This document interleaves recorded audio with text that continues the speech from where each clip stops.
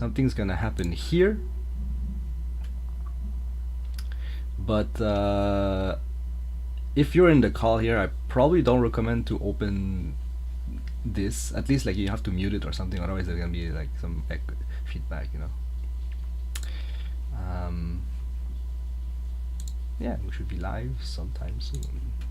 It's gonna be some delay, but you know, that's how it is. Nothing yet. Maybe F5. Okay, there you go. Okay, well you do have to F5. Makes sense. If you all right, so I'm gonna send this link to Oliver and we're gonna start.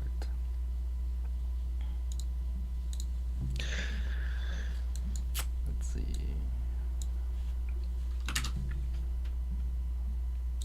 Open this here. Let's do a small. Oops. One second. And just to be sure, for whoever's presenting, we're just sharing on Teams, I guess. Yeah, so we're testing both today. Yeah, so your team for Unemployed, I wanted to test on Teams with you. Okay. And afterwards, with Eternal Requiem, we're gonna switch to their Discord server and use that. You don't have to join the server because then you just watch on YouTube. I want to test both, so yeah. Okay, just wanna play a small BGM here while I wait for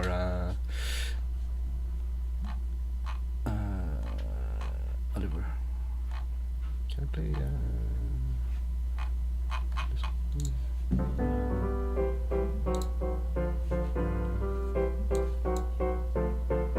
Oh, you don't see the screen at all? Well, why?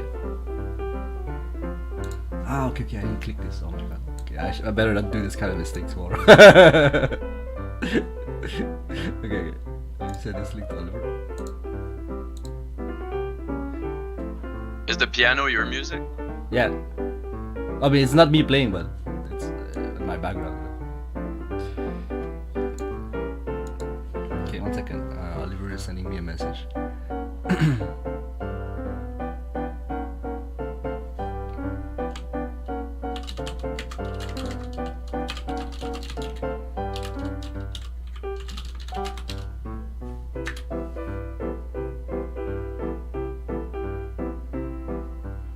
Okay, so what Oliver was telling me was that we would like the piano is very loud. It's loud? Okay. Yeah. Let me fix this.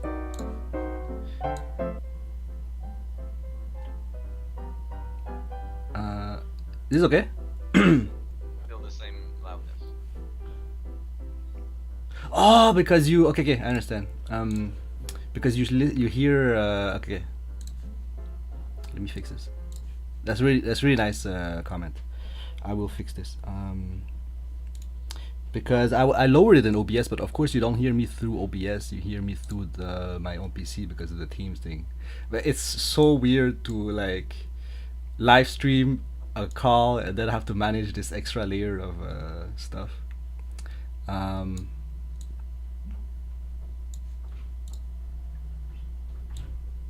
How's this? Is it better?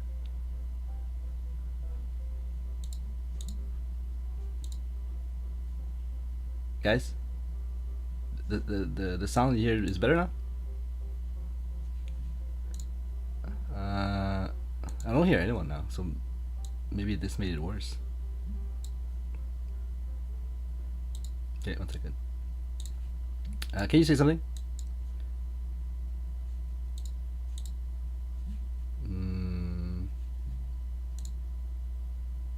Oh, it muted me.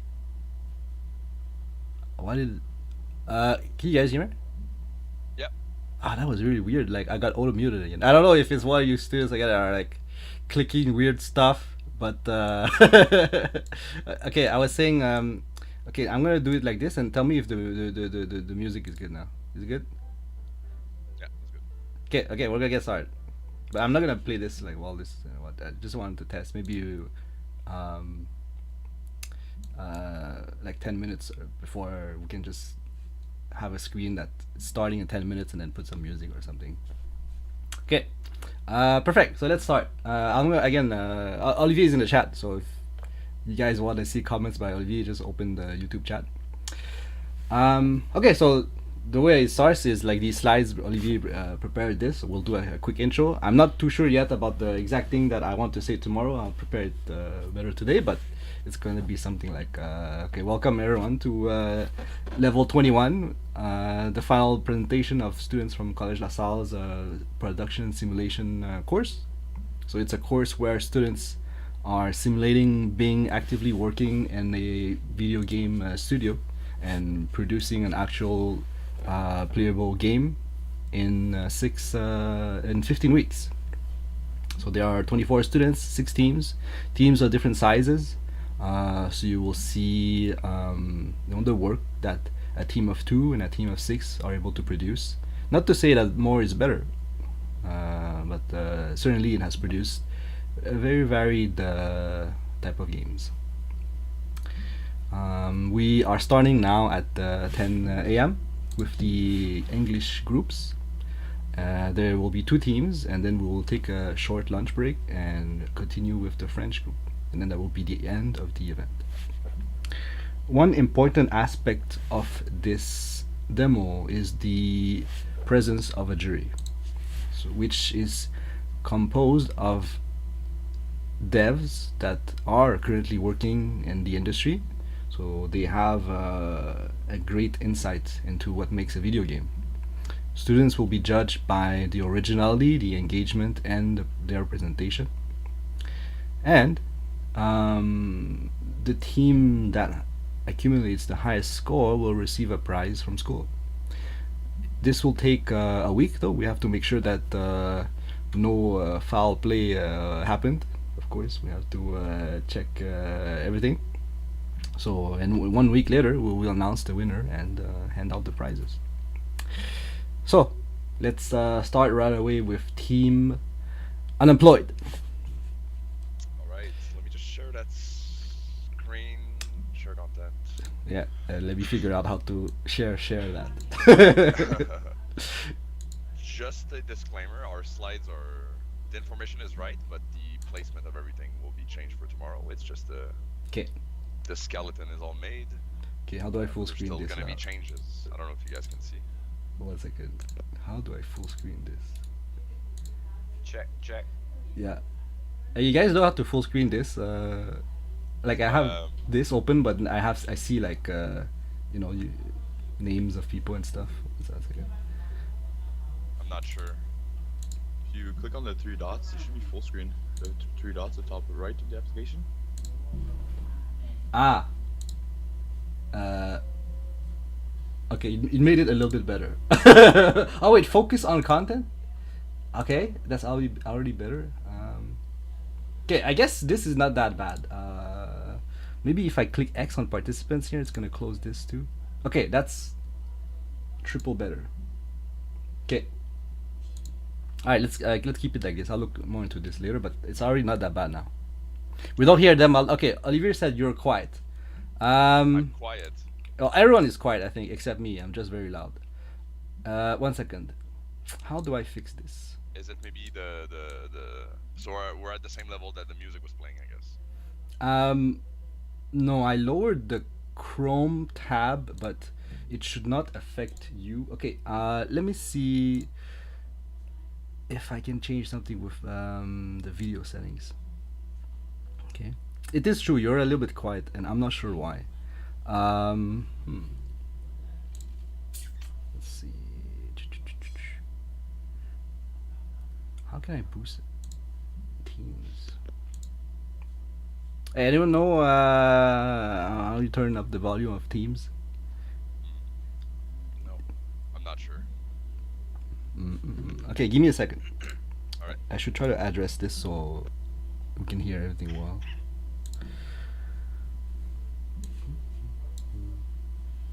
This is maxed. 1 second.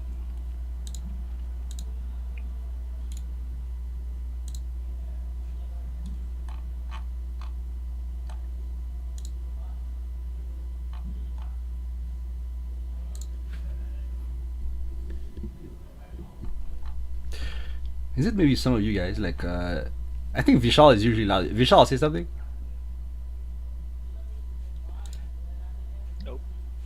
not here. Oh no, we lost Vishal. Oh, he went to YouTube. Hello? Yeah. Hello? Okay. Yes. Okay, I hear you. I think much Is it better just than the me other. that's quiet? I feel like I think you're a yeah. I think you're a bit more quiet than Vishal. I don't know what to. I've never changed anything, and I feel like I'm I kind of hear a loud individual. I But hear Nick pretty fine. I don't know. you're fine. Okay. I wonder what's weird. Um, I guess we'll have to do it like this, and I'll figure out afterwards how to boost the volume of Is everything. it just me or even my team? Yeah, do we sound loud? Do we sound well? Is it just you? Like, I can guess hear it's us, compared to Olivier, me. or is it like? I guess it's compared to me. Well, for me, I just increase my volume and I hear you more, right? But I guess for Olivier, he hears it differently because he hears me, who has a different volume than the teams, Yeah. right? So, okay, but we should proceed, and then I'll figure out how to boost Sure. maybe just teams alone more later. Yeah, so Probably go Discord for would it. be better. I feel like. You think Discord is better? Okay, well we will know. I'm pretty sure. Yeah. We will know. Well, it's true. At least on Discord, you can 200% boost people. And even the sharing, it's probably gonna lag when we play test. Okay, Every time we play tested on Teams, it's always lagging compared to Discord. okay. Okay. Well, still go and I have a question yeah, go. before we go, because we're testing everything right now. Yeah. During the presentation, are we gonna see your face the whole time, or? Actually, I should hide my face. I should hide my face. Not that I don't like to see your face. No, but it's true. You can remind me too if I forget to remove my face. But no, my face should not be there. And yeah, Olivier, we're gonna try Discord right after this. I just wanted to do an experiment to see the difference between both. So I wanted to go with Team Unemployed just to test Teams, and then we go on Discord afterwards to see if there's a big quality difference. But already it seems like Teams has some problems, so maybe you should go to Discord right away. But Yeah. nah, it's okay. I mean, we're here right now. If it doesn't work at all, we'll go there. But Anyways, our presentation is nothing final, so right now, so it's yeah, go. it'll be better tomorrow. All right. Yeah, go. So we're just gonna go ahead and briefly explain our game. Once again, the information is placeholder. We'll polish it today. Oh, okay. I know what went wrong. My OBS, Alright. I lowered the volume of OBS for the music, I but then it affects. Okay, yeah, that's a big difference. Okay. Hello. We Hello, fixed it, test. Olivier. We fixed it. you go. Okay. There you go. Man, I'm so happy we're rehearsing this. There's would have been Yeah. so many problems tomorrow. Like, Yeah. okay, yeah, go ahead now. Now it's good. So quickly, the big lines of our game. So you're playing a character called the Unemployed. You're visiting this tower for a job interview. You're gonna go through all sorts of adventure on your way up to the boss meeting, where you're gonna be decided if you get the job or not. And we have two endings of the game, depending on the player choices presented to the player throughout the game. And this is where we would go straight into the live demo. And I think Vong is going to be the one playing. So I think I should stop sharing, and maybe Vong Yeah, go ahead. should Yeah. share the screen, and I'll go back to the slides after. Go ahead. Yeah.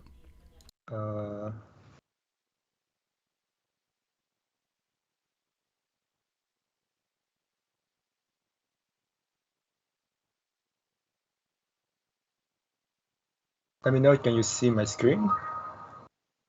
Yeah, but we don't hear a sound. I don't know if you're sharing with sound. Oh, maybe not. Um,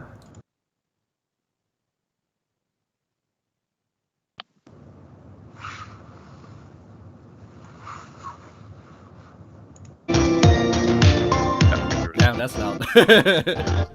hold on a second, I don't hear this.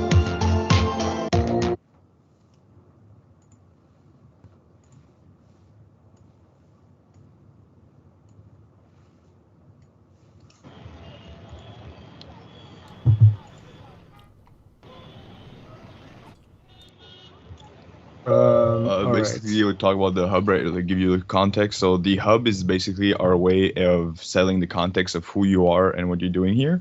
So right off the bat, we show you their dialogue systems. Whatever.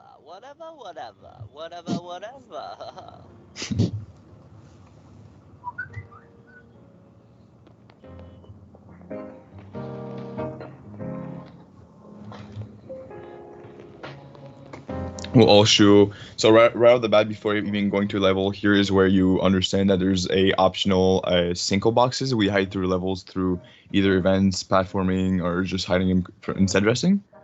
And these basically is our currency in the game where they unlock skins you can get through the RP machine.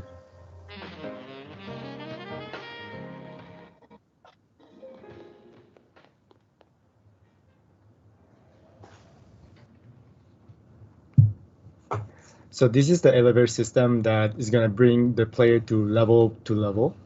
So we're gonna go to the first level, which is gonna be the office. The office is somewhat as a tutorial that show the player how to play the game. So we can know more about like the dialogue. I'm gonna make a very quick tour. It's not gonna be long. I'm gonna show a little bit more of the gameplay. So the player can walk around the level with multiple NPC, and the player, what he can do, he can punch NPC to create some kind of chaos. He can also break the environment, some part of the environment, because there are single bugs hidden behind like a wall, hidden place that you have to break to find them.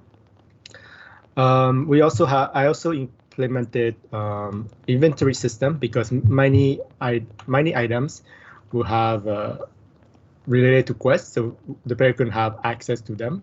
If we pick it up, it's going to be in there, and you can see the description if you forget.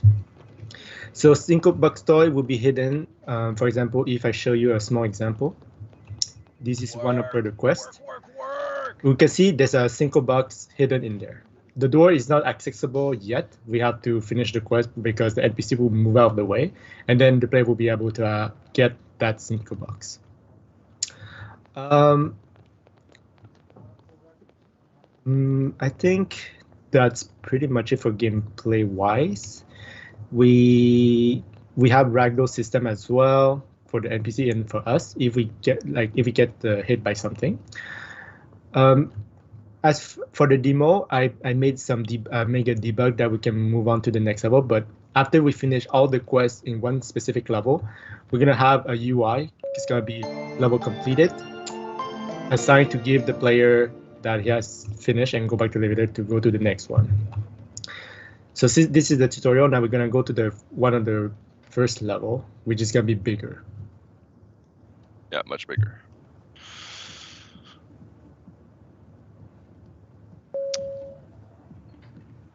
So like Vong said, we're just gonna complete one of the scenarios per level. There's multiple ones. Just to give you context on this floor, this is an overran floor by squatters. They're organizing a big rave. They're kind of here partying illegally.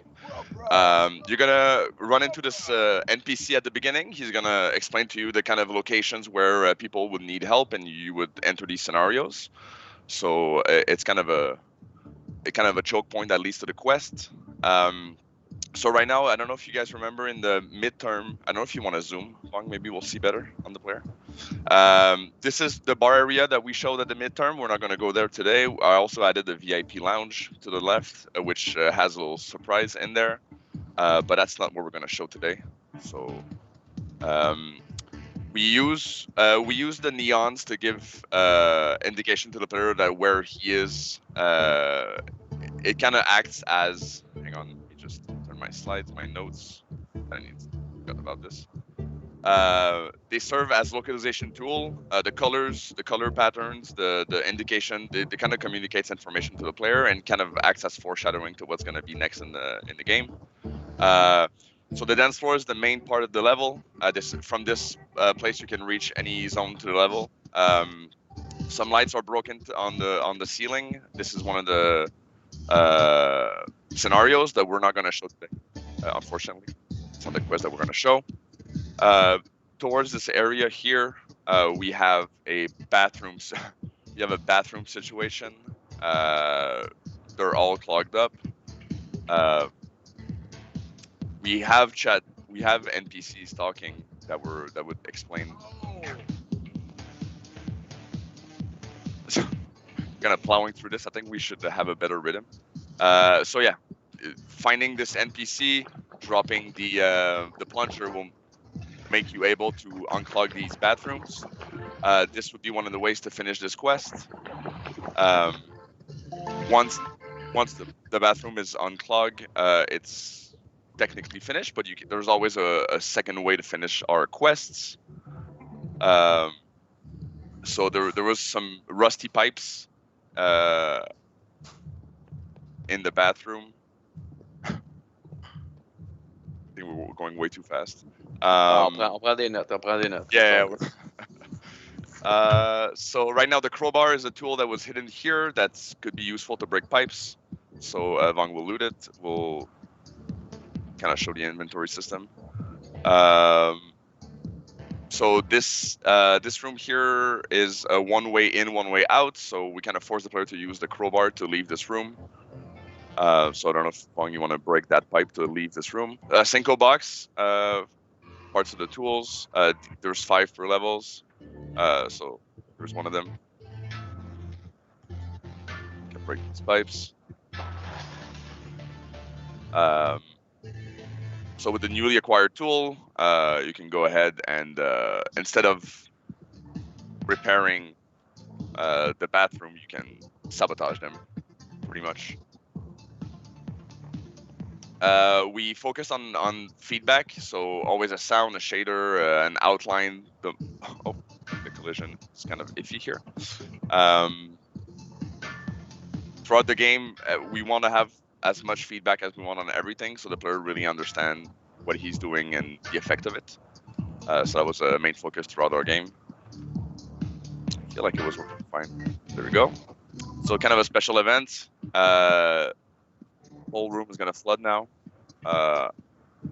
Fortunately, no NPCs were hurt during this presentation.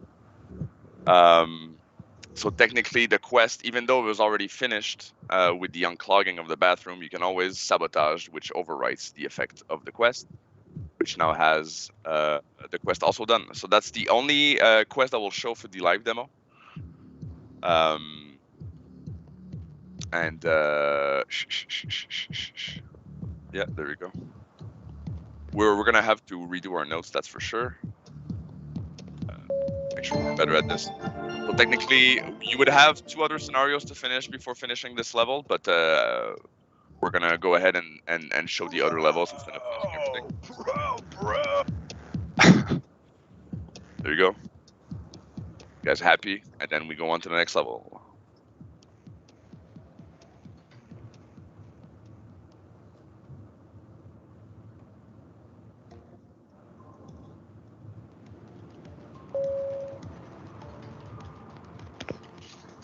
So here's our third level, the construction site. This level is mainly a platforming level. It's the one that we decided that we were going to use that part of our gameplay the most. There's a special mechanics in it where there's wind pushing the player, as you can see. It's an open air level as well, so it's the only one you can truly see outside. And so we try not to have just a game that's always in between 4 walls. So we gave it a little sunset there. So in this level, oh man, you're going way too fast, but it's fine. It's fine. We're practicing. So the quest in this level, did you even take it? Yeah, you did. Oh well, all right. So the whole idea there is that the player is asked to gather tools for the workers to go back to work, and so they don't have any excuse to not be working, even though it's very dangerous with those winds. So that's the whole premise of the level. So like every quest and like every level, there's 2 ways to do everything, which is the primary pillar of our game. And in this one, you can either bring them back, or we'll show you what you can do with them instead. So also in this game, there's a lot of platforming, like I said, and I tried as much as possible to make the difficulty grow gradually. And so every different platforming set is increasing in difficulty slowly.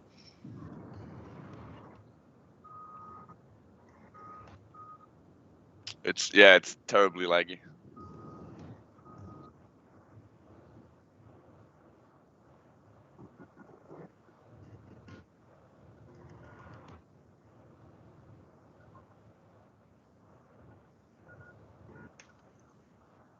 No. It runs at like it- 180. No, it runs very FPS. smoothly on my end. So yeah. Yeah, for sure. Yeah, so no worries. Perfect. Let's keep it up. So for Vong, tu peux avancer.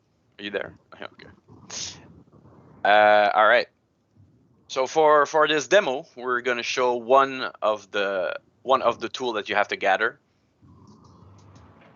Every tool is in a subsection of the level, which has its little gameplay elements. Its own little gameplay elements to create variety inside of the level.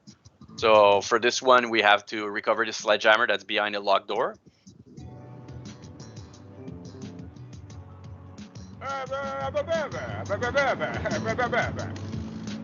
All the NPCs are always helping the player understand what he has to do and how to do it. To a degree, we want the player to be able to find things on his own a little bit. And in this one, we use a box that we can move around to help us climb to the top and get the key for the door.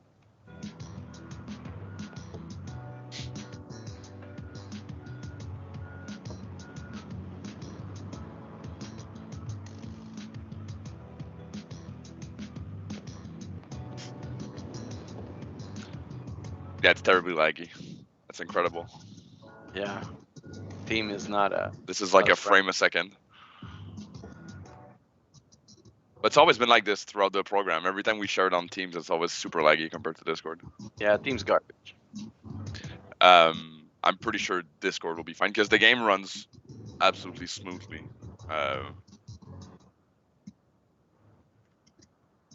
Also, I have a very good upload speed. Yeah. I'm confident. Yeah. Yeah, 100%. So I have the sledgehammer now. Like we. Okay, that's fine. Continue. Doesn't matter. We're gonna have to rehearse this better for sure. Yeah, well, on n'a pas mis de temps dessus encore yet, so there you go. And now, as you can see, like we said, there's multiple ways to do the quests, and we have a sledgehammer right now in our hands. Well, in the inventory, which we can put in our hands. With the sledgehammer, you can either bring it back or destroy something with it, like this statue. And so now the level flips from gathering tools to bring the workers back to work, or from to destroy constructions that's been ongoing. And that will be the whole premise of the level. There's a couple more situation, and then that's it. So for the presentation, we just made a cheat, so we just bring back to the elevator, so we don't have to finish the whole level.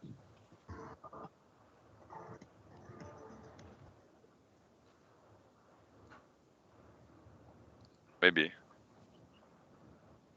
I'm betting my life it's Teams for sure.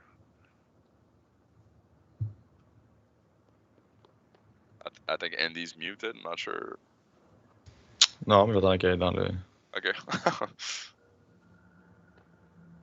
So next up is the Frankfurter experiment. The setting is basically like ruins that were under the building that the boss repurposed as a makeshift human experimentation area. You can just go. So the level is completely about exploration and perception, where players are given information through all the elements you learn. So like the inventory, the actual level, the NPC dialogues, and the actual quest dialogues. So you can just continue. You can just go. You can just go, Devon. Si je regarde le... My God, je regarde le stream. Yikes. Actually, brain dead. So right here's the rotating platform, the main way of traversing from one area to the other. I make it so it's, turned to the other area, so you have to use the control panel yourself, so you understand right off the bat that this is how to use it. So you can just, and it points to one of the areas. And the first dialogue guide explains to you that there are 3 events, just like all the our other levels. That there are 2 events are in the lab and one's in the maze. There's little signs over the doorways that are not in this build. So you can just go to the maze.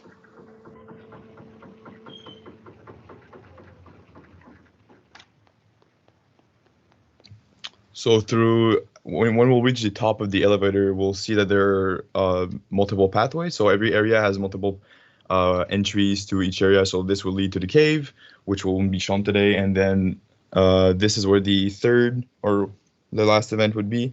It's the maze. She'll explain to you that you need to use the control panel to monitor, quote unquote, the subject, and the subject needs to repair initially the control panels that are hidden in the maze. So we give you a little light to guide you. Also, I use a lot of level affordance in this sector. So tarps, colored cables, broken walls, and outline.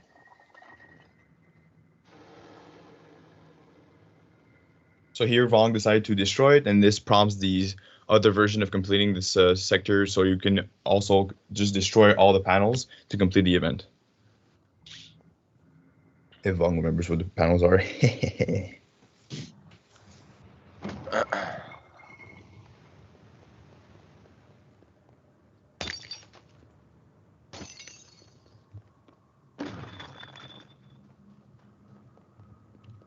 So as we see, yes, it's a maze, but Vong is just following the cables and is finding all the control panels swiftly. Just need the blue one now. Please don't break the game. Oh, okay. The interactable has been fixed. The E. Yeah, a lot of things. This is the build from last night, and I fixed basically all the issues that we found.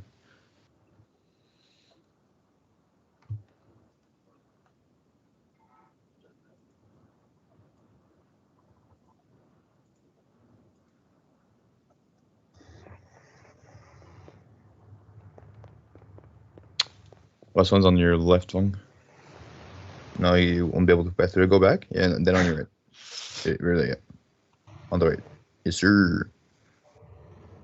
So once you destroyed all 3 panels, then you have to find the actual machine that connects all the cables together. Give your conclusion to the event. There we go. So Vong decided to destroy the panel, so Miss Doofenshmirtz here is super mad. So this is one of the 3 events we've shown. This is more of a more of a on-hands event. The other ones are more about really perception and exploration, and exploring your little environment. You can. There we go. This is what we'll show for today. We have a lot of things to change for this presentation. Ouais, dialogue est fait 0. Là. Ouais.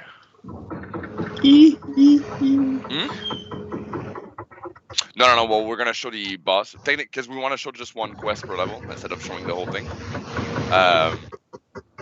We want to talk more instead of just. Yeah, it's gonna go slower than that next time for 100% sure. It's kind of hard for us to synchronize because I'm kind of sharing slides to Vong, like the steps he needs to follow, but it's kind of hard for me to follow the game and share for Vong at the same time. But we'll figure it out by tomorrow. Don't worry about it. Okay. Yeah, we'll practice it. A lot of logistics right now. So, did we decide who's talking during the boss level? I guess I'll go ahead, maybe. Yeah. So the boss has been looking at you throughout the game. Basically, this is where judgment will be given to you.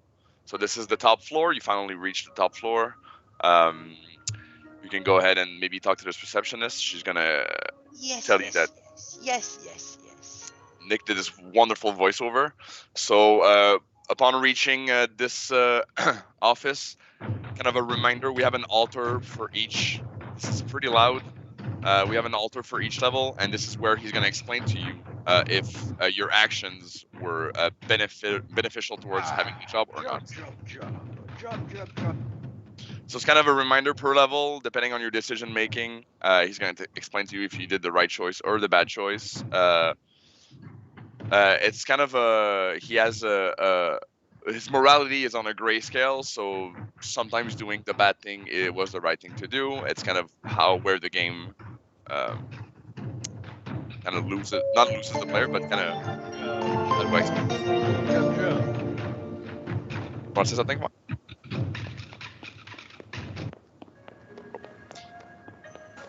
We need to do a script for this level for sure, but technically the game would be done, all done. You'll just restart to the hub, and then you can go back up and redo the levels if you'd like. Or Show the RP machine. Yeah, we didn't show the RP machine either.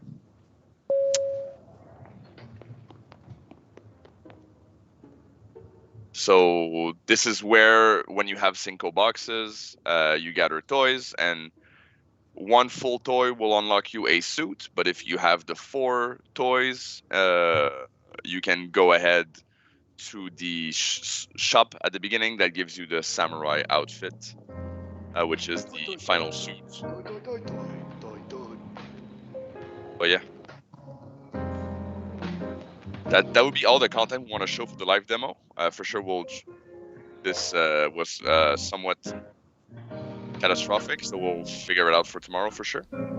But in terms of content, that's all we want to show. We want to show the inventory, we want to show the dialogues, we want to show a quest per level, the 2 outcomes, the collectibles with the toys, and the judgment at the end.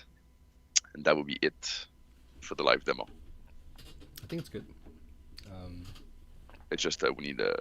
Yeah, one thing that will be important for both teams is the first time you talk, you should introduce yourself, and then For sure.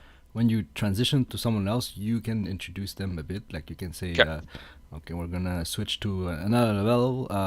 My colleague, like let's say Andy, is gonna talk. He's the one that has worked on it, and then switch to Andy, and then Andy's like, yeah, hi, I'm Andy. I worked on this Frankfurter mainly as a level designer, and then like all that stuff. For sure. And you can elaborate more, I guess, in these following slides. But yeah, for sure, I think the first time you talk or when you transition to someone else, you do a little short intro. Yeah, go Agreed. ahead. Yep. So we're gonna break down our contribution in the game, and we'll just go ahead with the presentation. Yep. All right. So I'm Bong, and I'm the main programmer of the group. So I usually take care of the whole system design. So especially, for example, the design quest and also the NPC. I have to make sure that the player can able to communicate with the NPC, so the NPC can give them a quest in return. And then you can also do the quest with them. So if you have the specific item, they will also give you an option to give it to them, and also they will give you a different opinion. For example, the dialogues. If you give them the wrong item, they're gonna give you a bad opinion. Well, they give you a bad dialogue, and if you could give the good one, they give you the good one. So I also designed the UI. As you can see, most of the UI on the quest was made by me, and also the dialogue box. So I had to make sure that it's easily accessible for all the level designer in the group. For example, they want a specific text to show, or a specific way for the NPC to do. I have to make a system that is easily accessible. So also I add the typewriter to make the text more lively. So it's not like a straight text box in front of you, but you also see the text writing slowly. There's also a different outcome. For example, as you can see, before, when you give an item, a bad item, they show like different opinion. So for the player mechanics, I also have character animation, like multiple crouch, punch, swing. All of them need to have a hitbox, and each hitbox can be used to open a Synchro box or break the environment. As you can see, also the inventory system, collect item will be in the inventory system as well. I showed the elevator system already. I optimized also a lot of the system, because I'm not the only one designing Quest. everyone do their own quest, and then I'm the one who read them and optimize them if need be, because I need to integrate their blueprint to my system as well. I also playtest a lot. I'm a heavy playtester to check out for all the possible bug and fix them as soon as possible to and move on with other playtest. I'm Nicolas Lambert, and I was level designer on The Unemployed.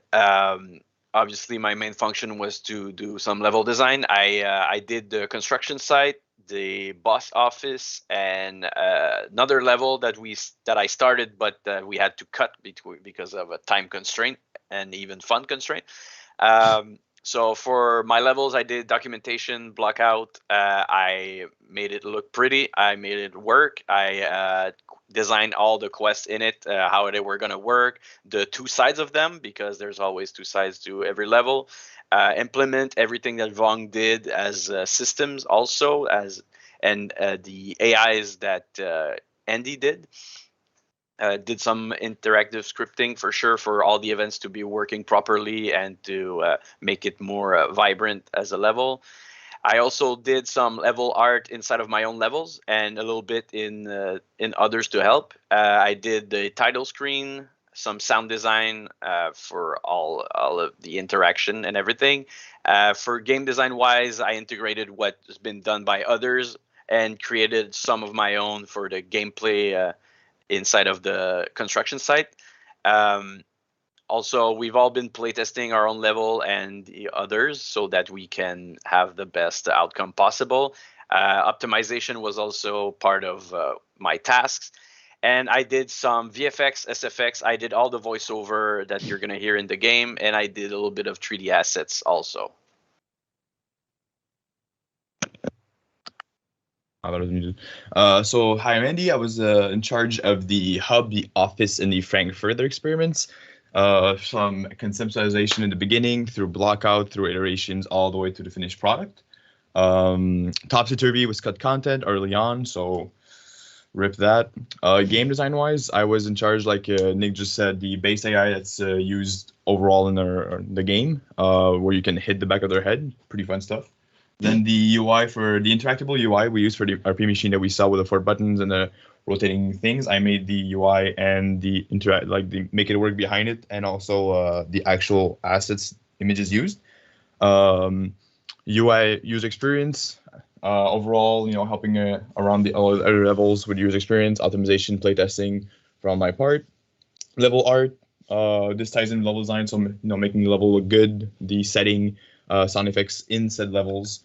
VFX, so I made there's like purple capsules used in the Frankfurter experiments. You can see through them. There's bubbles, everything. They look like they're in centrifuge. I don't know the word in English is.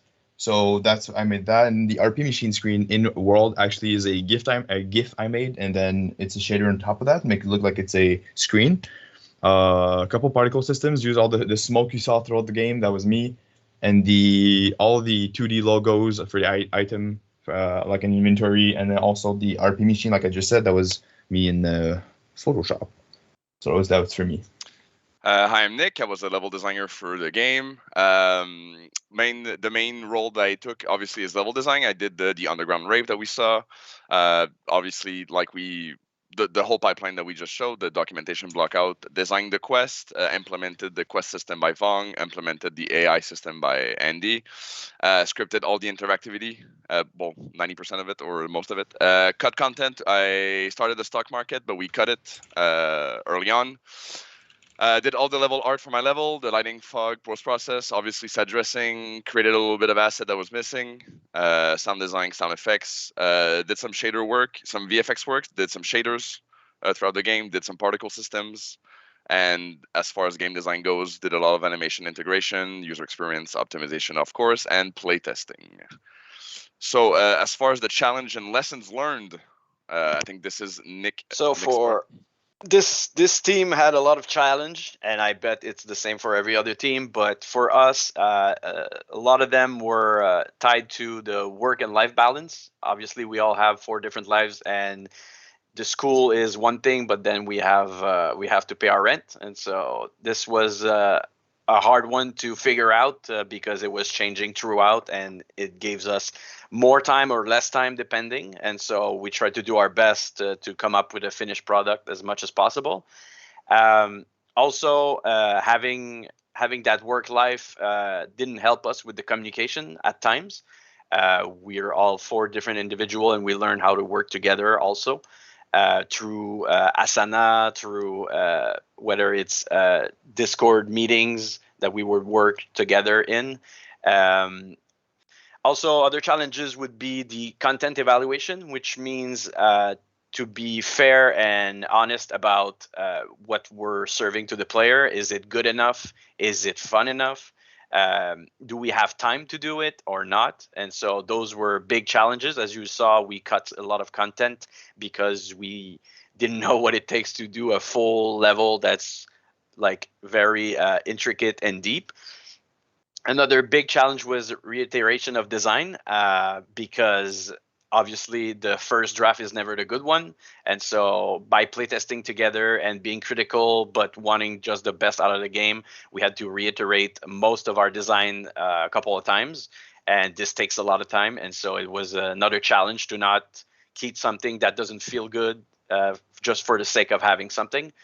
Also, another challenge in design was for to be able to cater to a wider audience. So to have a game that's understandable, that's fun for most people that just want to play that form of game, an adventure game like this. And so, yes, there are more hardcore players in life, but you have to be able to make sure that everybody can understand your game and is able to play it fully to completion. Another challenge was the optimization issues, whether it's lighting, AI, or scripted events, to make sure that they're not eating all the FPS of our game. Sadly, you can see that this game runs hyper smoothly uh, through the sharing of the screen. But yeah, it was a challenge, but I feel like this one we really did it well. A big challenge in this special event in our life was to keep long-term motivation.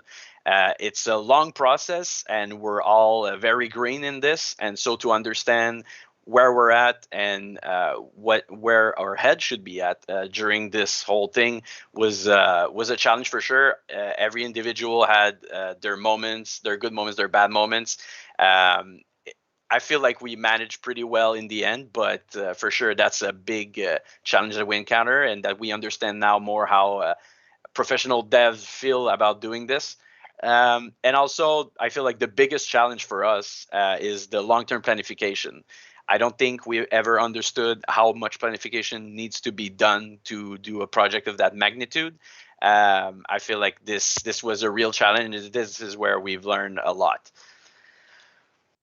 That's it.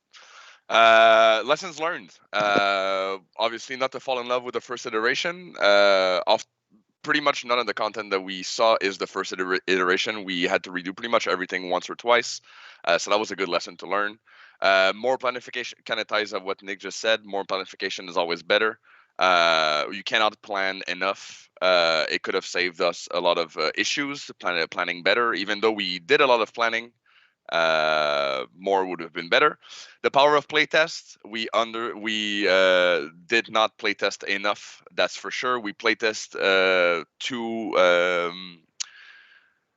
rarely and too spread apart. We focused on content creation instead, which was cut in the end. So it kind of ties in back to the planification. Playtest more, playtest often. That's a lesson that we learned. Quality takes time. Kind of ties in again with the planification. Doing a good level, doing a good game, doing a good mechanic takes a lot of time. You cannot overshoot it like we did. Understanding what's good and what's flawed in a design. Oftentimes the ideas looked awesome on paper in our head when we discussed it, and when we implemented it, it wasn't either working or being fun or depend.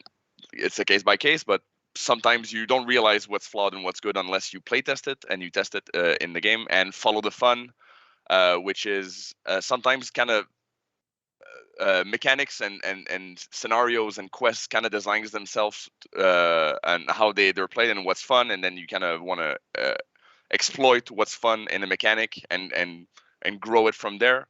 So it's a lesson that we learn to follow the fun in our mechanic and in our game. And this is where we would show the trailer that we're gonna do today. So technically, we don't have a trailer to show today. That was the plan for the last 24 hours to create this wonderful trailer for our game. So this is it for the presentation.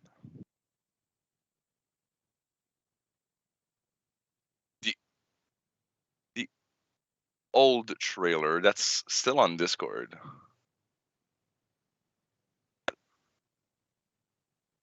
I'll send you the link in the Teams chat, or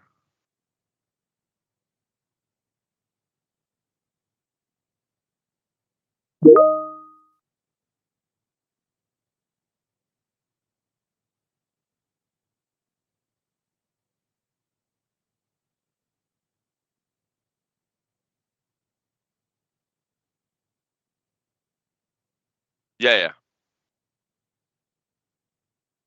100%.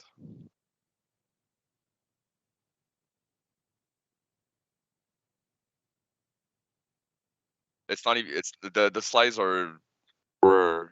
It's all placeholder for now. That's bullet points. We're gonna. Yeah, for sure, for sure. hmm hmm Yeah.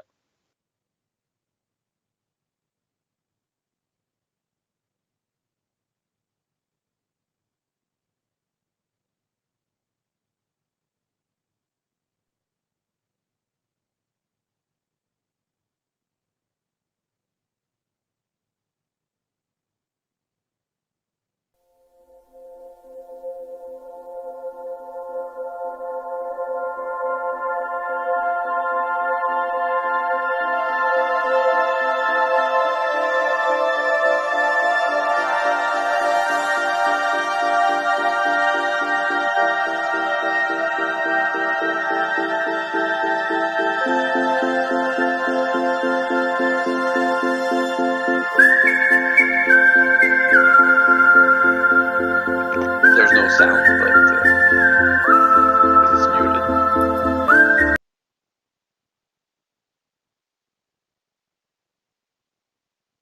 No. You're yeah, there is.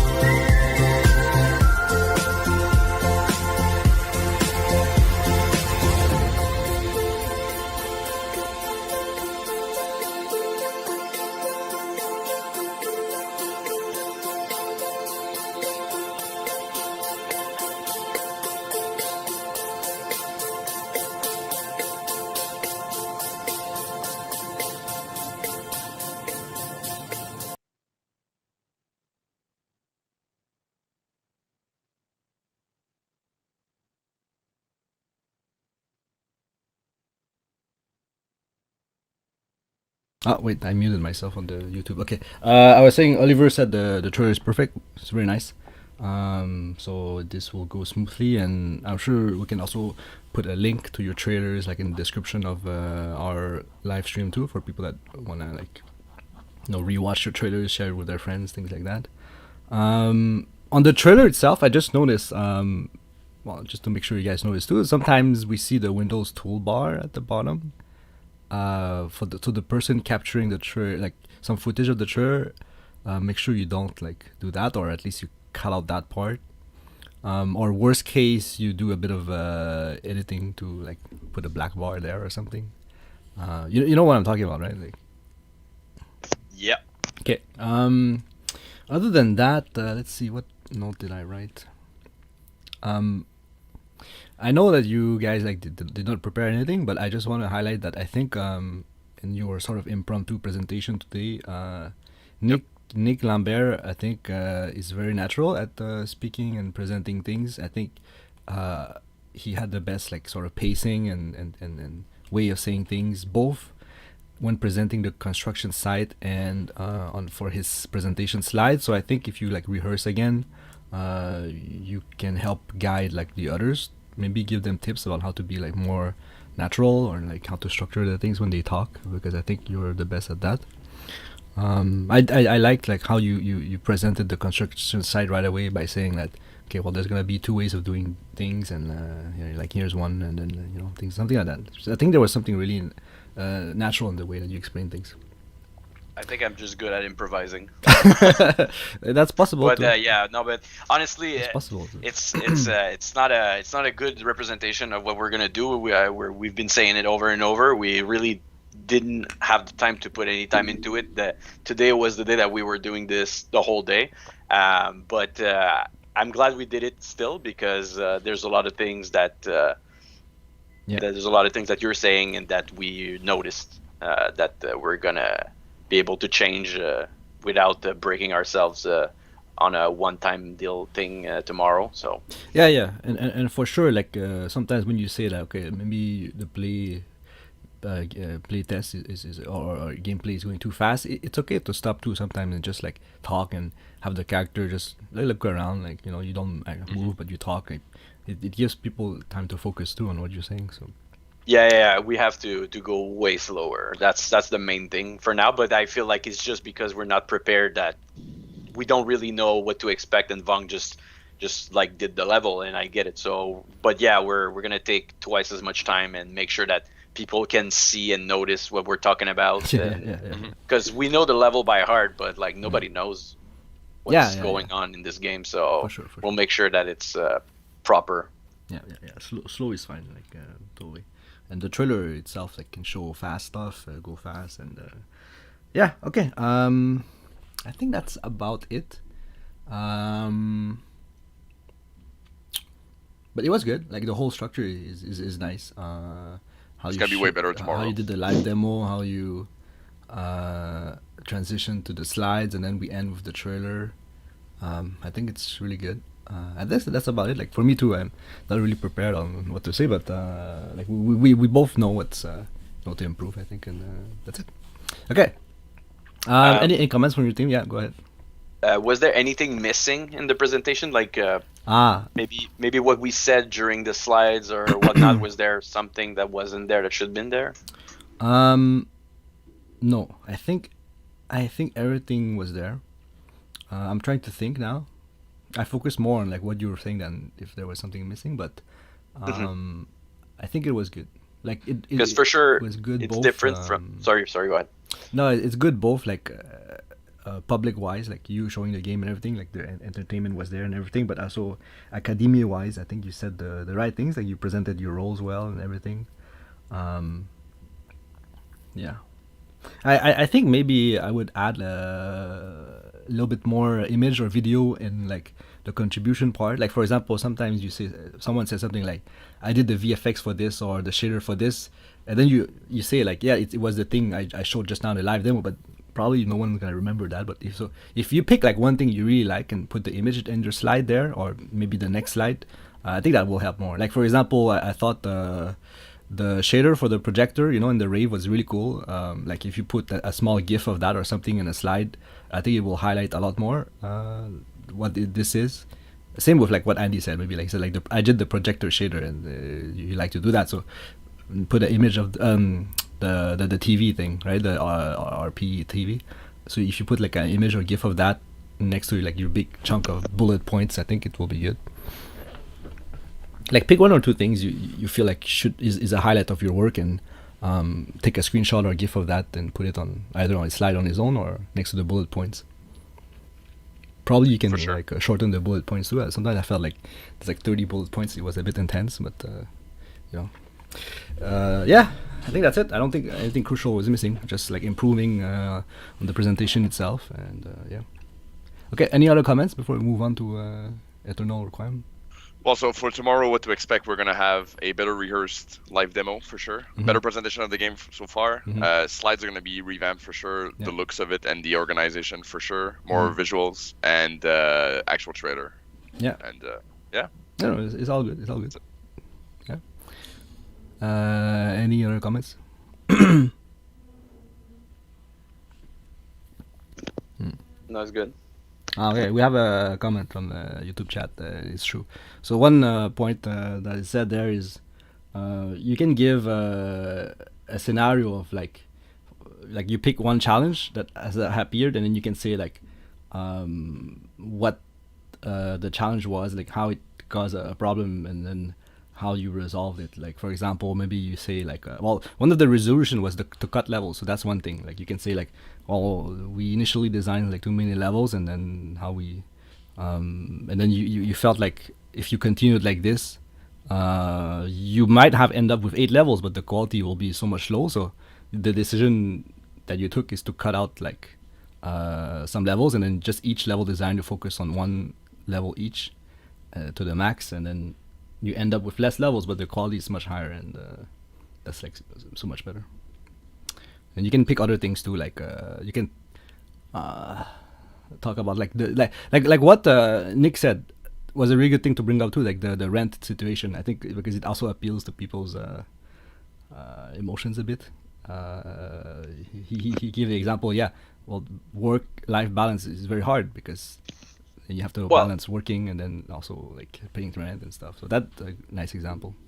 Yeah, I think the main idea too is that we want to we're showing a game, a product, but it's also the culmination of us doing a year and a half nonstop of learning. So like I think it's important that there's the school part that's not forgotten, that we're not professionals yet, and that we have jobs and we have lives out of this. So it's something that weighs in the balance of what we did a whole lot. And so I feel like I hope every team can find the time to talk about their experiences also, because I think it's very important. And I feel like I relate to that even more than I relate to the game development part. So no, it's a really good point. And like yeah, for some 1 or 2 challenges you can pick that you can give real life example like that, and it's good. Yeah, okay, good stuff. I think that's about it. Okay, last chance. You guys want to say something before tomorrow? But I mean, you can message me privately too during the day if there's some issues. But while we're all together, so there's some chance to say something. I think we know what to do. I think we're good. Okay, perfect. So then we'll switch to Eternal Requiem. So now we're switching to Discord.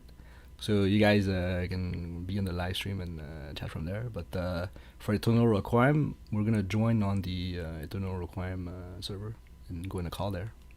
Alright, see you guys there.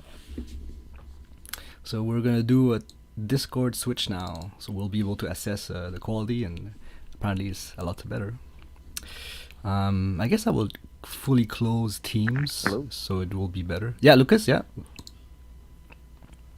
we're going to Discord now. All right. Right. Are you gonna join us in our server, Felix? Yeah, And the rest are going to be in the They will be on YouTube. live stream. Yeah. Okay. Okay, see you on the I'll server. leave the call here then. Yeah, I'm going to close this meeting. Okay, so we're gonna go on Discord now, and apparently it will be a lot better.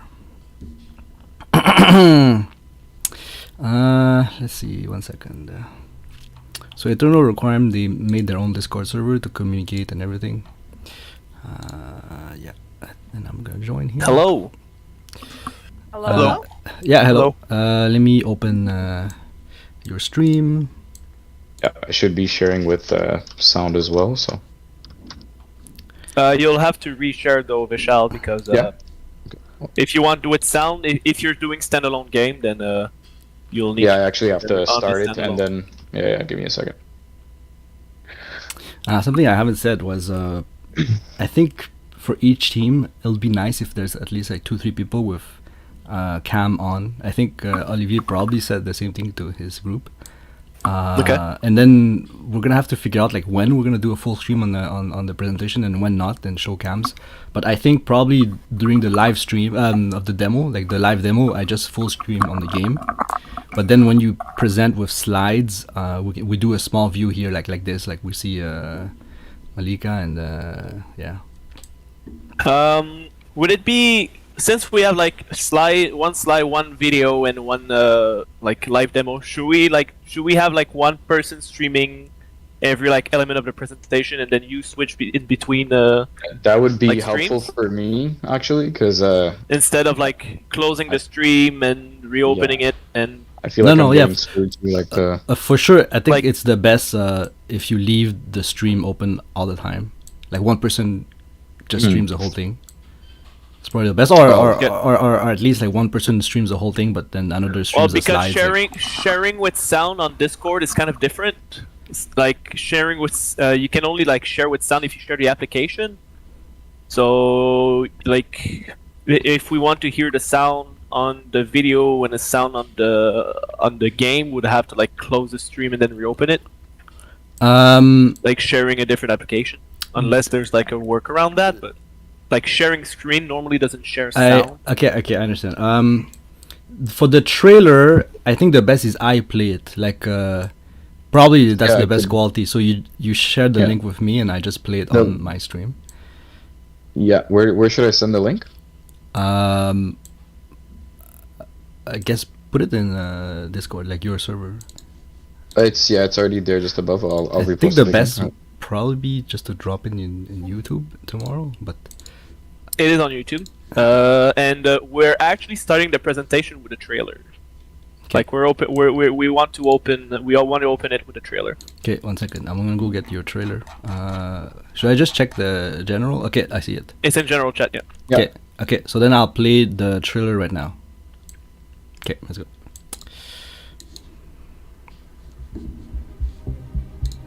The high priest from okay, there the we go. life, one of those who was gone, who had perished many years ago.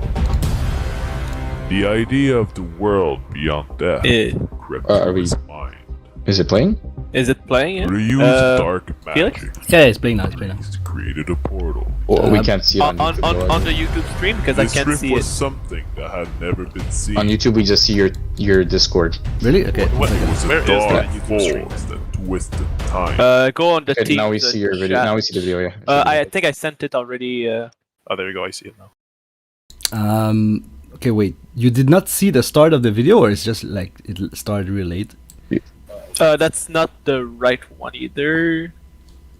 That's not our video. But Yeah, no, we didn't see it. That Oh, is wait. our video. Wait, what? Oh wait. Oh right. Okay. No, never mind. I was. Okay. Okay. Maybe something is lost when I full screen this. So, watch from here, right? So tell me if something goes wrong. Olivier can see it. Okay. I think there was just a delay. No, it was maybe. my bad. Okay. Okay. I'll replay it, and then if something comes up, say it. The high priest dreamt of a life, one of those who was gone, who had perished many years ago. The idea of the world beyond death crept through his mind. Maybe something. Through the use of dark magic, the priest created a portal. Olivier can see it. This rift was something that had never been seen. Yo, are we on It Teams was or a Discord? dark force that twisted time and life itself. The dark magic used to create the portal drove the spirits mad. The dead wanted another chance at life.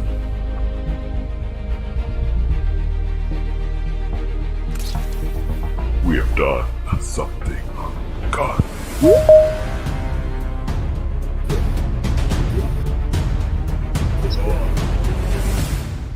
But luckily, we have one last hope. No, we're on YouTube right now and Discord, but I think like the stream is like delayed a lot. So I don't know. I don't actually know where we're at.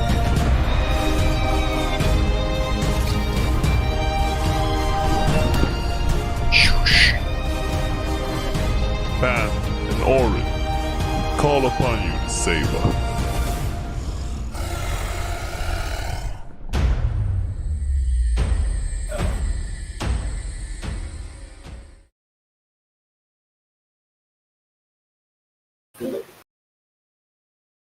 Okay.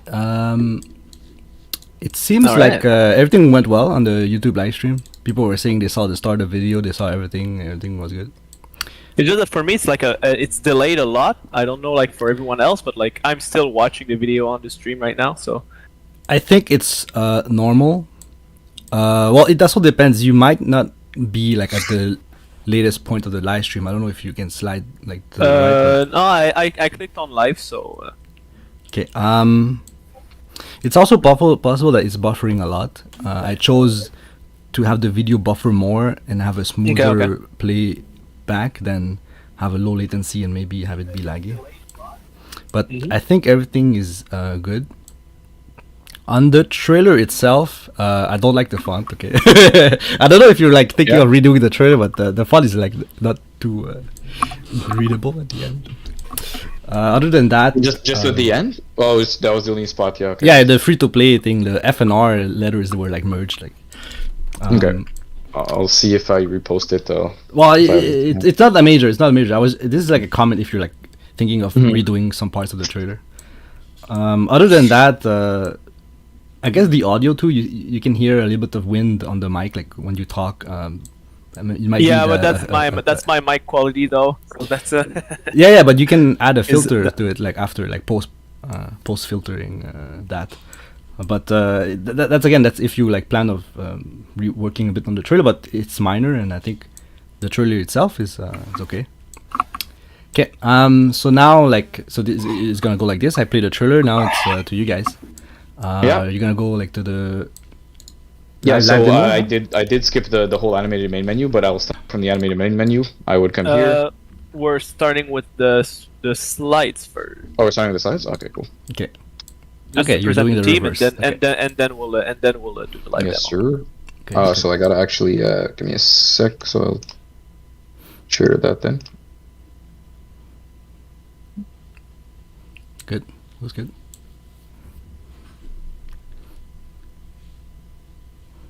All right. So, can we start off, or we're good to go? Yeah, go ahead.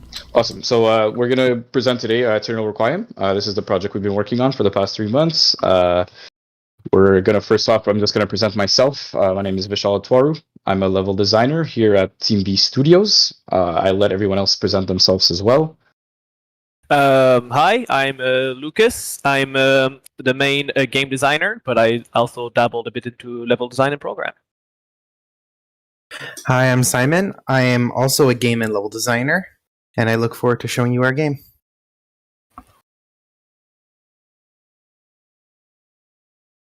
Hi, I'm Gabriel.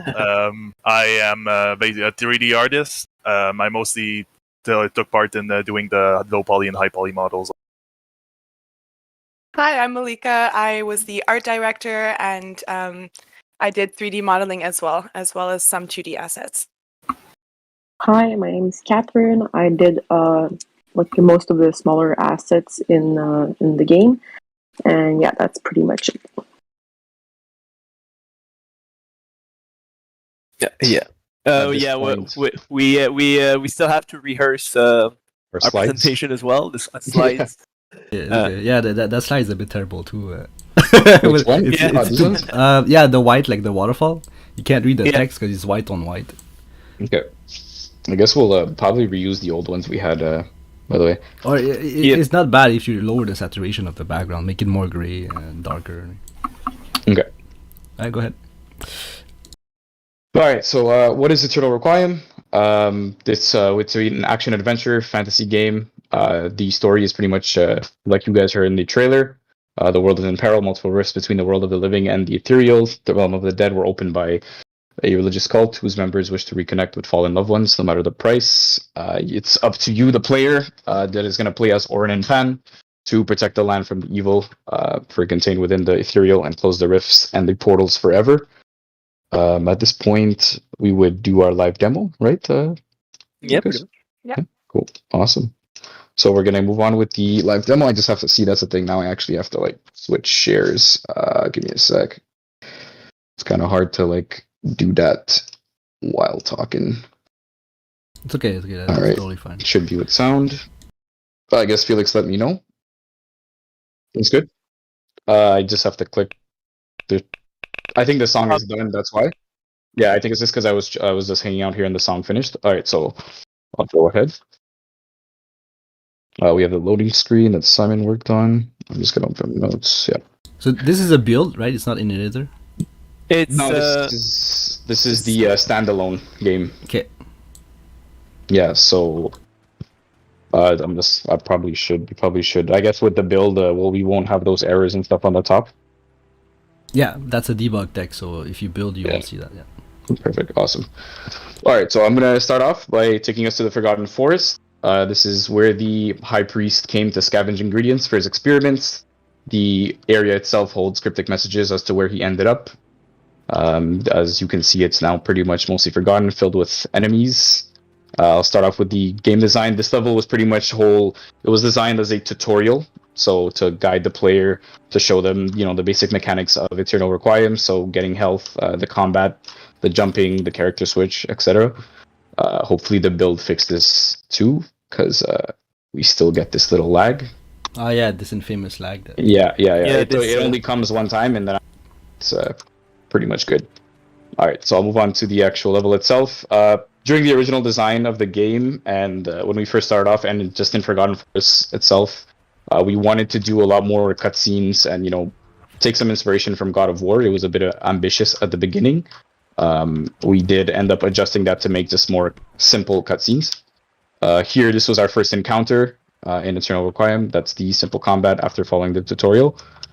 We have some AIs here designed by our lead programmer, Lucas, that he'll get more into depth later on.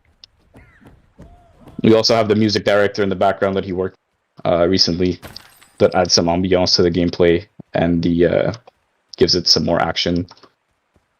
I'll move on here. I think the main thing that I had to, since I'm not really a programmer. Olivier said he doesn't hear the game. Yeah, it's true. It's a bit low. He doesn't hear the game? Yeah, the game, okay. I hear it, but it is a bit low, yeah. I'll see, where should I adjust that? I guess. Maybe it's your sound mixer. I think you showed it briefly on screen and it looked like... my volume. System sound, should I max that out, I guess? Yeah, I think so, yeah. Right now?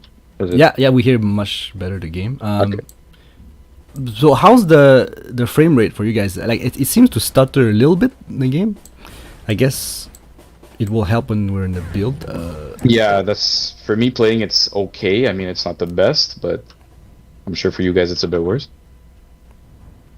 Do I keep going or? Yeah, keep going.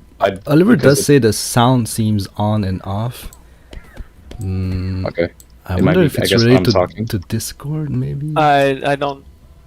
In game, it's not really on and off. I guess it's stream related. I'm gonna fully mute myself on Discord. Maybe there's some attenuation when I talk, and I won't talk and just watch for a while. Yeah. Okay, keep going. No, just keep going. Okay, cool.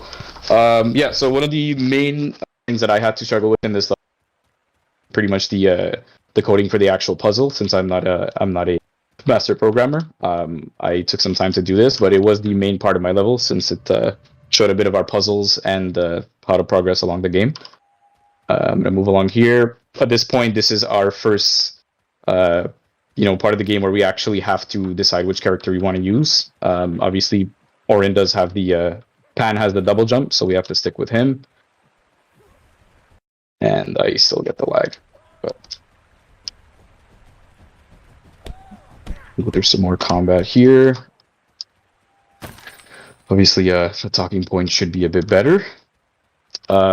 Once following the tutorial here, I'm gonna switch characters. At this point, we actually have the first chance to use Orin, which is our ranged character. That's gonna get rid of some of the enemies.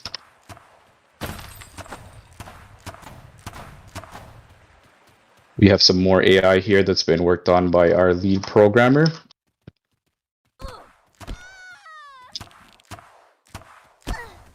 And some collision errors.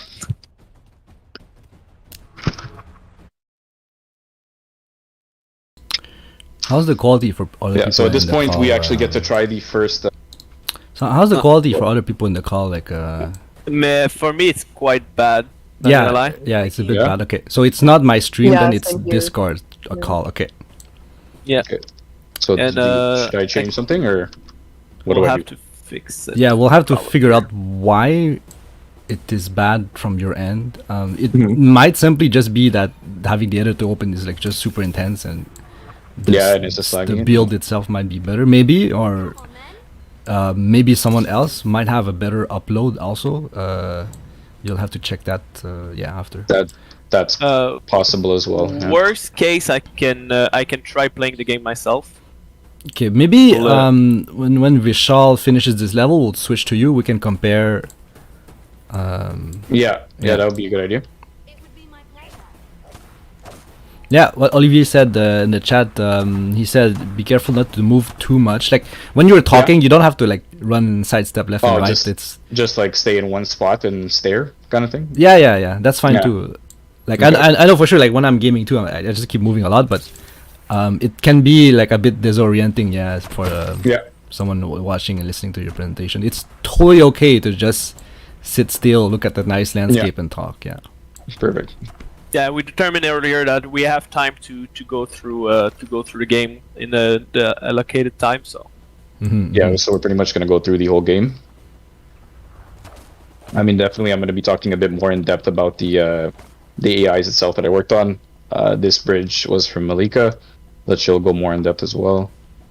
Yeah. Vong is saying the game starter, but we know this, and it is not the YouTube stream because other people in the call see this from Discord itself, so they will check how to fix that. Yeah, we'll try the next stream. Yeah, keep going. At this point, I'll demonstrate the special attack from Orin. Hopefully, it works. And then I guess from here, I'll stop the stream. I'll give it to Lucas. If I can kill the enemies. There you go. Yeah, I won't actually load it because I feel like that'll actually crash my thing. So yeah. Okay. So I guess I'll open the project and at this point, well, I mean, obviously the frames are better here, but Okay, but it's good to identify this early. Yeah. I'm also doing a display capture, and if I do a Discord capture, it might probably be better, but it doesn't seem to be the bottleneck right now. Good. Yeah. I mean, it's gonna be easier if I just go into like viewport instead of standalone game, I guess. Yeah, just for right now. And I'll since we're gonna do the build after. Yep. Yeah, and give me 1 second. Yeah, so my note here is it was good the little bit of lore at the start of the level. I feel it helps to put things into context. So you're talking about the mage there. I think that's good. Definitely gonna a little bit of that in each level. I think is nice. Yeah, definitely gonna improve the notes. The only thing that I'm having a little issue with is obviously like trying to get my notes right now, and while I'm playing, it's it's like trying to look at multiple screens while not dying, and then like not shaking too much, and like I'm just trying to. No, for sure. You should know exactly like what to do, what to say without looking at any notes. Yeah, exactly. Yeah, well, we're gonna practice a lot today just to get this demo right. Yeah, that's good. Yeah, I'm gonna go into the second level right away. Then I'm gonna full screen it and share. Thank you.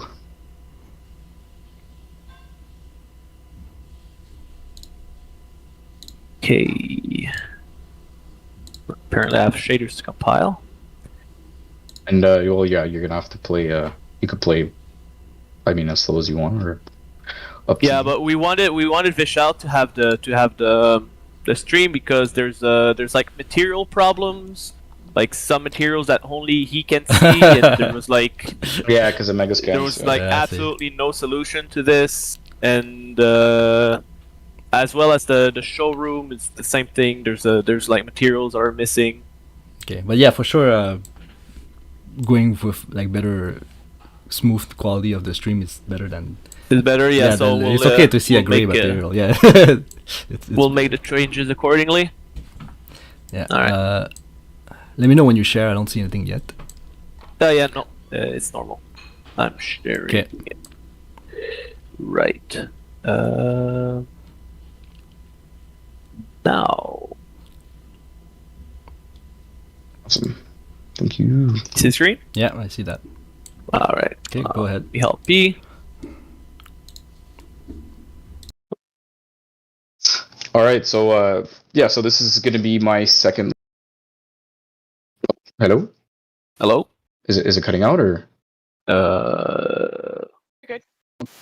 Are you playing though, or? I'm alt Ping. Oh, here you go. Yeah, so this is going to be the second level of Eternal Requiem. It's the second level that I worked on. This is going to be our first glimpse into the ethereal. It is an area curated by the Ripple of the Rifts, attempted by the High Priest. This is where he did many of his experiments. Upheaval is more a combat-based level, since we know now that the player is getting more comfortable with controls and the pace of the gameplay. This level shows a lot more challenging encounters with different types of enemies that you see from the Light World. The player must now learn what they got from from Forgotten Forest to get to the next portal, and the objective in this level, as stated up top, is to destroy the lanterns, souls inside, to progress within the game. In terms of the cutscenes for Upheaval, I didn't want to put too many of them, whereas I felt that ruined the immersion. Tempo change. I accidentally pressed that. Yeah, so I mean, obviously, as you can see, like you feel like in this level, there's. Yeah, this is much smoother, so it's better. It's much Yeah, smoother. yeah, Perfect. yeah. Okay, so I think we're gonna have to swap Lucas. All right, we'll swap materials as well then. Yeah, we're gonna have to swap with all the materials. No worries. Yeah, so I was saying how this level has more of a threat. So the main cutscenes are pretty much going to be used to properly display the main objective and notify you when they're complete, just to keep the immersion and the gameplay going. The main programming, I guess, problems or difficulties that I had in this level was the actual lanterns tracking throughout the whole level and making it work with the objective system and the cutscenes as well, and not getting blocked and getting the HUD to actually appear properly. That was one of our biggest problems. Another thing that I actually got into as well, just for the cutscene that you might see here, I'll let Lucas play it out. It's the dissolve material. I guess that's the first time pretty much from the things we learned in class and throughout the semesters, it's something that I just put into play, and I think it suited our game properly with the help of Malika's mesh. She did a good job on that, and she'll be going into more detail later on. Another thing I did want to mention too, the golem, pretty simple and pretty dumb AI. Oh, the HUD's not showing back up. It was H, right? Yeah, H and J. I think maybe I didn't pull like such changes. Oh, it's true because you didn't pull from the last thing. Yeah. So as you saw just now, the golem is the lava dude that has. He's a bit more aggressive compared to the flying enemies and compared to the dog, since he always follows you around all the time. That made him a bit more easy to program, and he's he does a bit more damage as well. After this section over here, using our traversal system, the grapple hook, a bit more, we get to show off our special attack. I guess we'll try to rehearse it, Lucas, where you can actually use Orin's special attack here to eliminate the two golems. Yeah. We saw it in the first level. Maybe we can use the pans this time. Yeah, sure. Yeah. Let me just kill those. And then you could just flop Q. There we go. And Lucas is going to talk more about the actual character on Pan, and I was the one that worked on Orin, so he's going to talk a bit more about the rage motions and the everything else. And now I'll hand the mic off to Lucas, since we're heading into Crystal Caves, which is going to be his level. All right, so this is my level. It's Crystal Caves. It's inspired a bit by games that I like, such as Hollow Knight. The first thing I want to talk about is it's the melee character that we have. It's the character that I worked on the most when Vishal was working more on the archer character. He is from a character. He's a character from Paragon that we only use the asset and animations from. All the blueprints for the attacks was programmed by myself. So you have mix of light attacks or heavy attacks, and you can mix both of them up if you want. For traversal, he has a double jump, and he also has a block that blocks all incoming damage, and if timed properly on certain enemies, either stun or damage them. And for Pan, that's pretty much it. One of my main roles as a game designer was programming these AIs. They were a lot of trouble because since we were not very familiar with behavior trees, we did them in blueprints, and it's very, very hard to keep organized a lot of behaviors when it's in blueprint. So that's the main problem that we had. Those enemies, they have two kind of attacks. They either swing their arms to throw a projectile, or they give you punches. And they roam around the player when they're not attacking, because if you have more than one of these enemies, I installed a fight. I made a fight director, and what this does is that it makes it so they don't all rush and attack the player at the same time, giving like only one AI can attack you at a time, which makes the flow of combat way better and way more fair. Well, let me deal with this enemy first.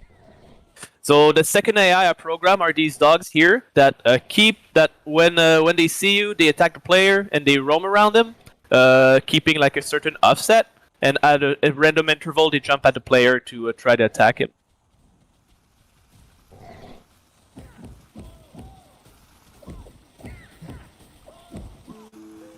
So that was two of the AIs that I programmed. One thing that I want to mention for level design wise is that I really made this level in order to use both characters at the maximum of their capacities.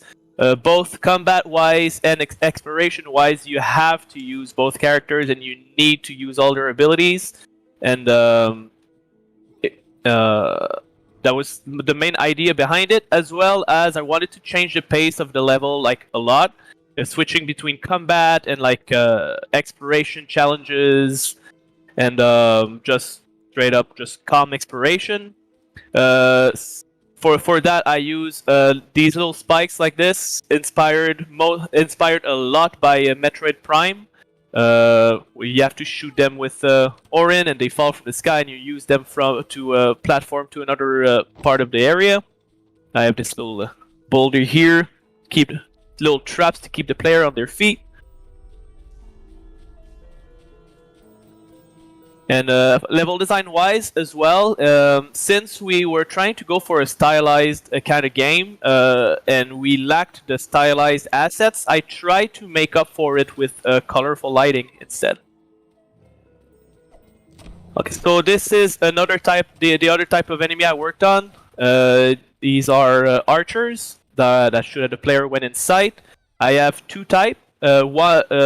This type only like stays under platform and wait for the play, and they can't move. But I also have a version that walks. That when they don't see the player, they patrol from spot to spot that we assign them.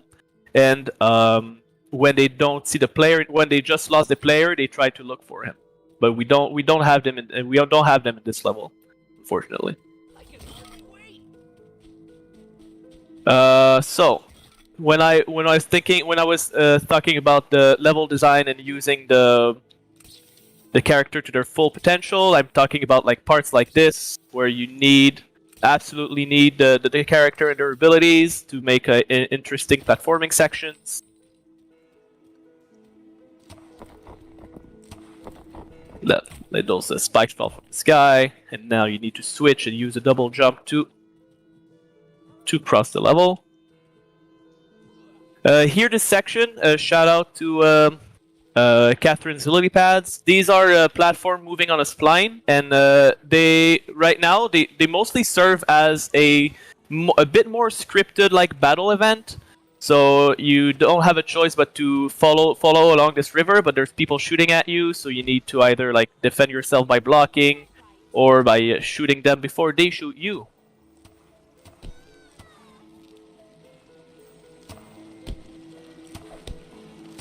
One of the big problem I had with this level is the scope. I dreamt big doing this level like I usually do, and I managed to do most of what I wanted, but for sure there's still a lot of work to put into that level. And yeah, starting here, I wanted the end of the level to be a bit more calm, to be more like calm exploration, change the pace a bit. You can check. You have a little teaser of a lake coming here. Just pretty sights. So after running around here, you reach the last part of the level, which is an underground lake. And there's no combat, no platforming section, just admiring the pretty sights. I'm gonna talk about the fight director a bit. The fight director manages the flow of combat a lot. It makes it so not every enemies attack you at the same time, and it also helps with the music management. Like you probably heard, when you get into a group of enemies, the music changes until the fight is over, and that's thanks. It's a mix of its own blueprint and the use of the fight directors. So this is my second level. This is not really an exploration or battle centered level. It's more of a Zelda-like puzzle level. It's very short. It's very short when you know what to do, of course. But so the main thing is you need to get to the top of the tower after destroying 3 of the lanterns, and for that you need to rotate every floor in order to access the next floor. I'm gonna speedrun it a bit because I know the solution. Otherwise, it's the first people that played it, that was not me, had a hard time finding the solution, which is normal, which is what I was looking for. Because it is the whole level is pretty much doing the puzzle. So if it was too easy, it would be a bit of a shame. And the hardest thing about designing a level like this is preventing any soft locks. So you don't want the player to be stuck in a position that he doesn't have the choice but to quit the game in order to like reset. So I had to make like a lot of playtesting and a lot of adjustments to the level in order to make that work. But I think that at the end I managed something pretty good. So I'm gonna quickly do the rest here. So your goal at the end is to align all the small holes like this, and use this jump pad that is only activated when it's in that position, in order to reach the top of the level.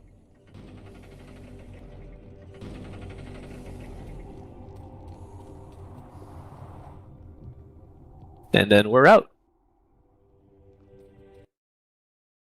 And now I'm gonna give the mic to Simon for his 2 levels. Yes. So this is my level of the waterfall. The cutscene at the beginning is just to show the player where their goal is, as you can see on the top right.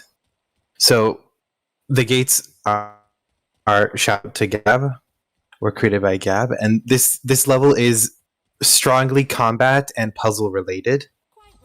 So in order to access the first gate, the player has to destroy all enemies in the first camp, which, as you can see, Lucas is doing. So this was my biggest struggle with this map, was getting the blueprint to work, where once all the enemies that were linked to the fight director were killed, the gate opens.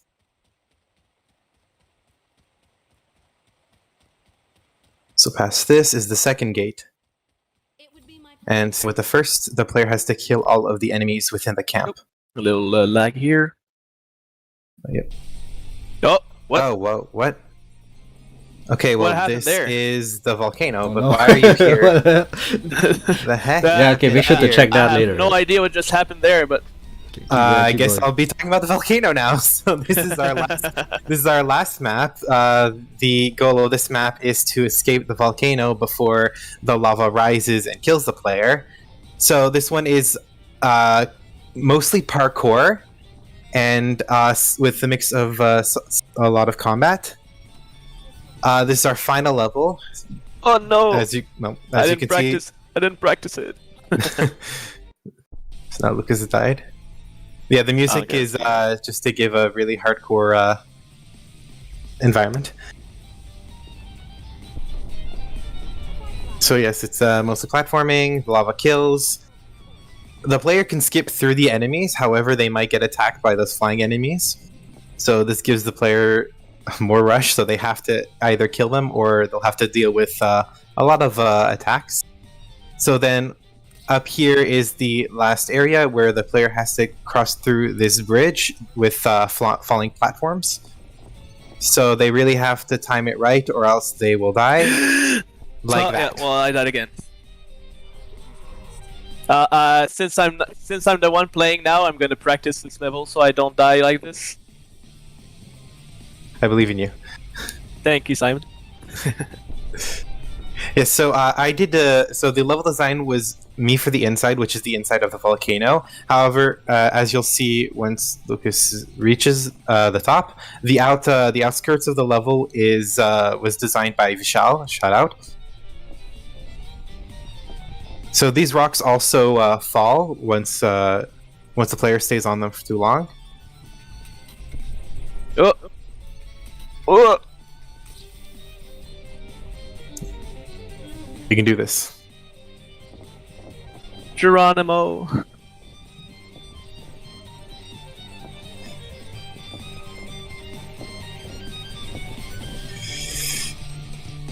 And voila. And that's the end of our game. Yes. It's gonna stop. It's gonna stop the share. Nice. We're going to slide now? Yep.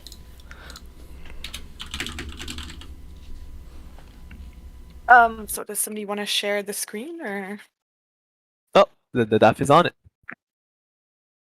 Perfect. And can some of you turn your cams on, like everyone too, if you don't mind? Will be a good test now. Mine right now is not plugged in, but I can plug it in very quick if you. Yeah, go ahead. This will be a good test. So yeah, tomorrow for sure is like as much as possible on cams, because for this like slides part, it'll be nice to see everyone. And, well, even the live stream, live demo. It seems like I can't full screen the demo itself. Anyways, we're gonna have to see your face. So. But yeah, it helps a lot more. It makes this much more humane and relatable. But yeah, good presentation so far. I wrote some notes here.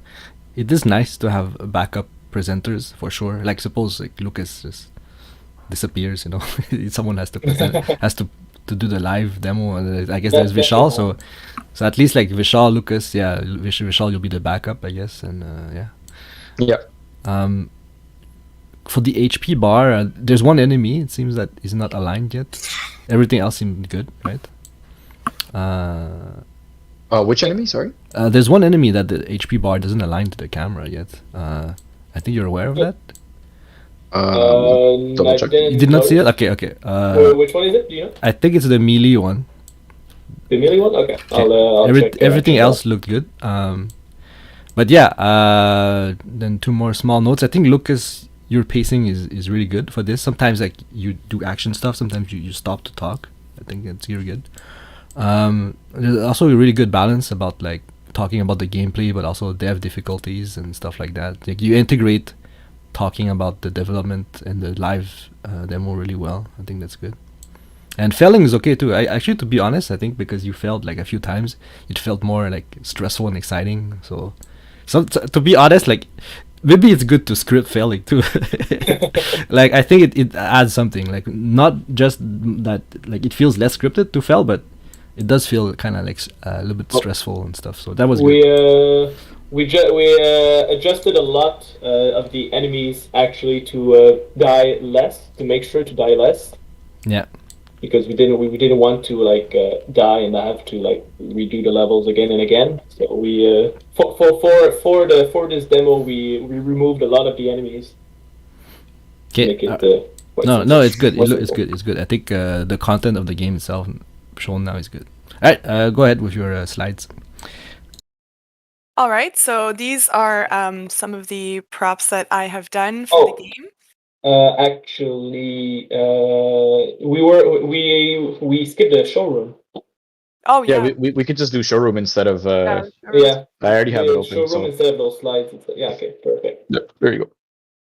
Yes, sir. So this is our showroom, gracefully done by Vishal. So it's to demonstrate all of the 3D artists' props in a sort of museum setting. So I'm going to start off by showing off my props here. So first off, we're starting very basic. It is a little loot crate that I modeled. It was the first model I did for the semester, so it got me back into the flow. We use these a lot in game to get health, and you can see them sprinkled all throughout our game. Then right next to it is a rune decor with a tree twisted around it, requested by Vishal. This is used in Upheaval, and it was done fully on ZBrush. This taught me a lot about more natural but stylized modeling when it came to the tree as well. It really taught me to use all sorts of different brushes and techniques, as well as Photoshop to create the runes, which you'll see throughout many of my pieces. So here you can see the runes again. This was my prized possession this semester. It was the most complicated model in regards to topology. I had to do manual retopology on this one, but I really loved doing it. It's a fully openable animated door that you can see in Vishal's level. This one here, as well as my portal. This was the first big prop that I did. I'm very proud of how it turned out. Once again, using the runes that I made on Photoshop, sort of switching between different softwares from 3ds Max to ZBrush to texture to detail, and then back to substance to texture. This one, as well as my pride and joy, this was one that gave me quite a lot of issues. It is an organic surface modeling done on ZBrush. It is the Plague Doctor mask, which you can see on a lot of the cult members in our game. So a lot of the evil characters will be wearing these. This gave me a lot of challenges with manual retopology as well, especially with the belt and the attachment of the belt. Quite difficult, but I'm happy that I got through it. Happy with the result. This is a very simple rune decor prop that was used for Simon's level. So this one was quite a quick and easy model to do. It really taught me how to be efficient and do a model in just 2 days. Now I'm going to pass it on to Gab. Yes. So yes. Oh wait. Oh, the stalactites too. We forgot Stalactites. those. Yes, those I modeled for Lucas's level. So you can see in his level he shoots the stalactites. So it's actually 2 separate meshes combined into one model that when you shoot, it can separate in 2 and fall to create a flat platform for the character to jump onto. All right. Now, for my first model, that was the barrels. The barrels were the first model that I did for the semester. It got me back in the flow. I had a lot of difficulty with mostly making it stylized and mostly the color as well, because I am colorblind, so colors are a big problem for me. So I required a lot of help from my teammates or anything like that to help me with the colors in general. But it was overall a very simple model to make. Now for for my other model, it was basically a big door for like the gate to basically an entrance. This one was probably my best 3ds Max model that I made. It was probably my only model that I didn't have to bring to ZBrush necessarily to completely complete it mostly.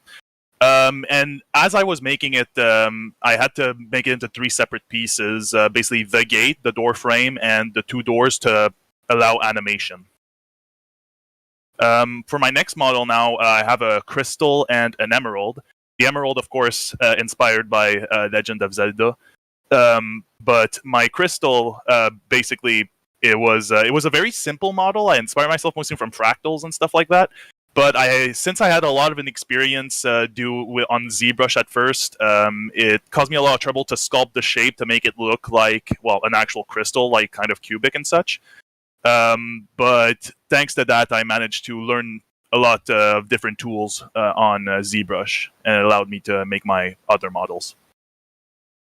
Now the gates, basically the wooden pikes, same thing. I made it alongside the gate, basically like the door and everything.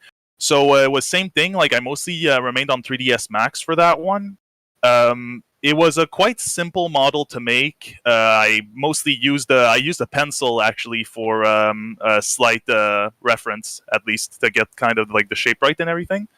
Behind there, you can kind of see one of my monsters. The monsters is probably the model that I am most proud of, because it is probably the first character that I 100% made myself.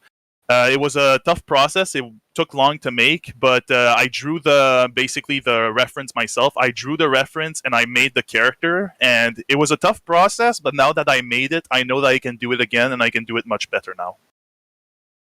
For my next model, I did the broken bridge. You missed the bridge. But yeah, the broken bridge. Reference D&D prop, had a complications at first, making it look broken. At first it looked melted, but I actually managed to do well on ZBrush for that, to make it look more cubic.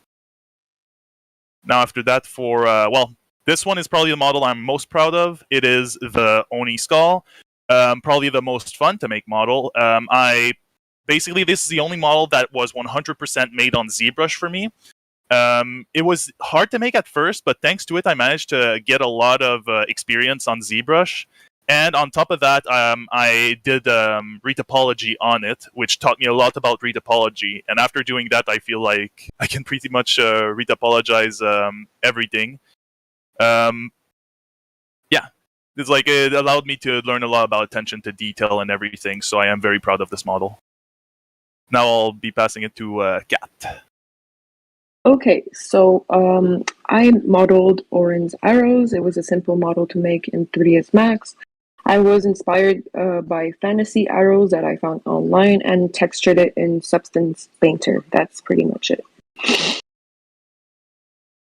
And this is the lantern I made in 3ds Max. This was the model that I was most proud of, because yes, I found references online and in ArtStation on fantasy lantern stylized and everything, but I also drew it myself. Then I modeled it based on I based it a bit on my drawings, and that's it. These are the lily pads that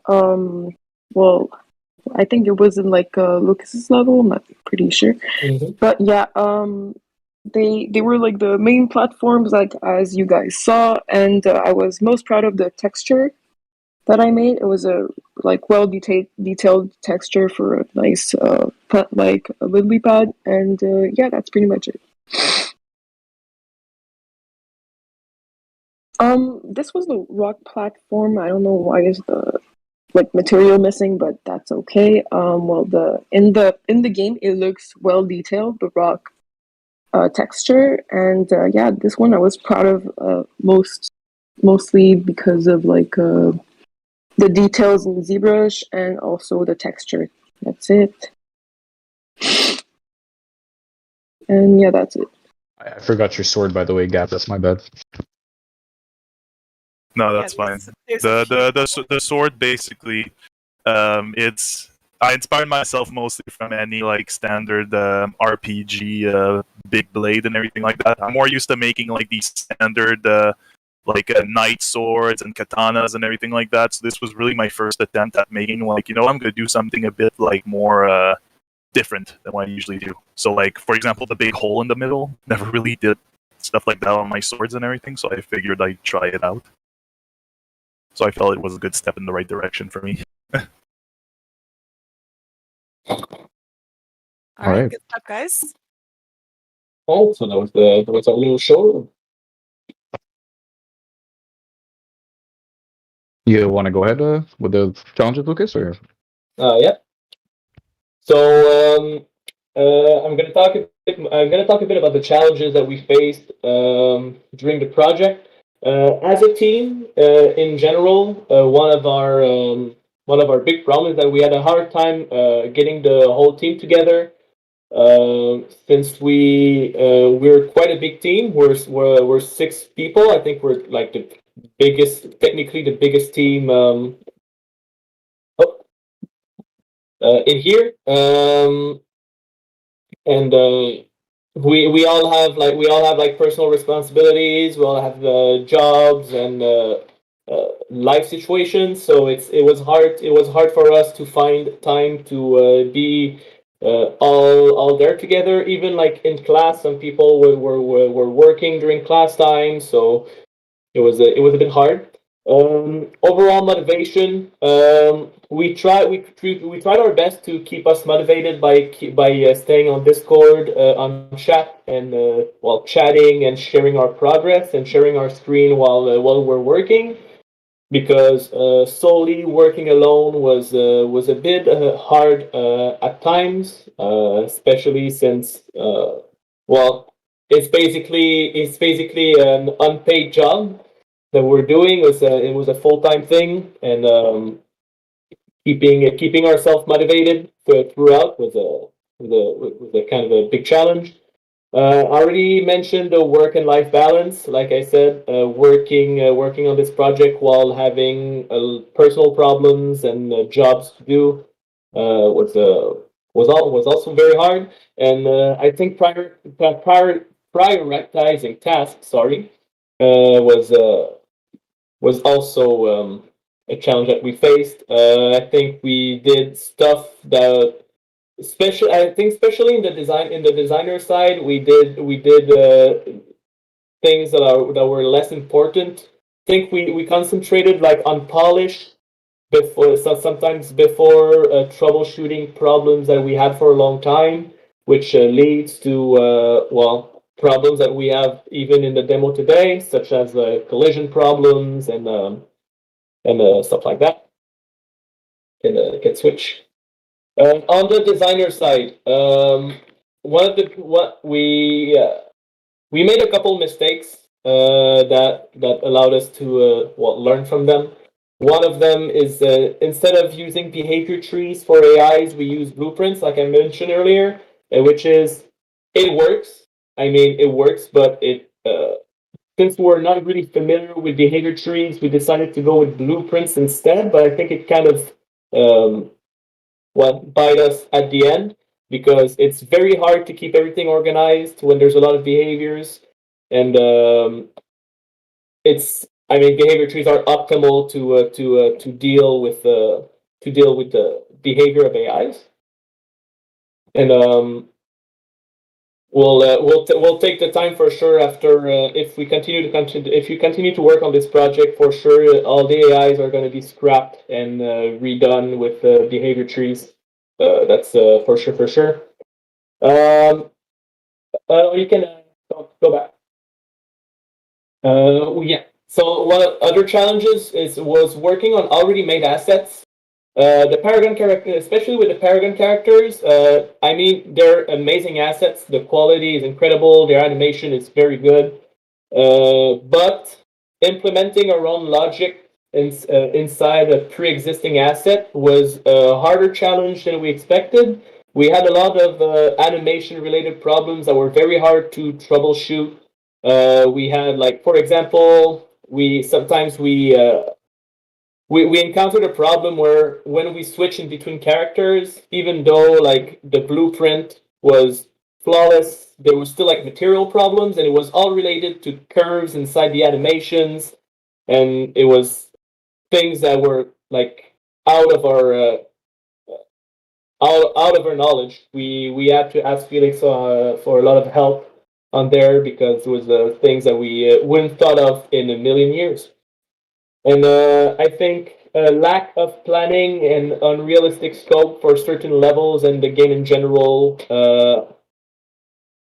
was also a problem. We realized midway that there was a lot of features that we had to scrap, such as fire and ice arrows for Orin, and we wanted our special attack to be like a rain of arrows, which was like harder than expected. And yeah, for the designer size, that's pretty much it. So for the yeah. Go ahead. oh, sorry. No, go ahead. So for the artists, we faced a lot of the same problems, I feel. So one of the biggest challenges, but what we learned a lot from was mastering unwrapping and baking. So there were a lot of technical issues. So like Catherine, for example, I know she wanted to say a little something, I think. Yeah, so that was like one of my main issues. It was like unwrapping, and the baking process was really like it really didn't work for me basically. And like I was supposed to have like one more model that was like unfinished because I had so many problems baking, and it would have looked really amazing in the game, but it couldn't be implemented, like I said, because like the baking was like the low and the high was too different basically. And yeah, I really liked the wood details and everything, but yeah, it wasn't implemented, like I said, just because of that. Yeah. And that leads on to our next issue, which was importation issues between software. So what happened with her model was that it was imported from 3ds Max to ZBrush, and there were too many issues between the two softwares that were a little too different. So we did have some issues there with juggling about 3 or 4 softwares each. But we did learn a lot from it. I definitely learned a lot on ZBrush 3ds Max the most.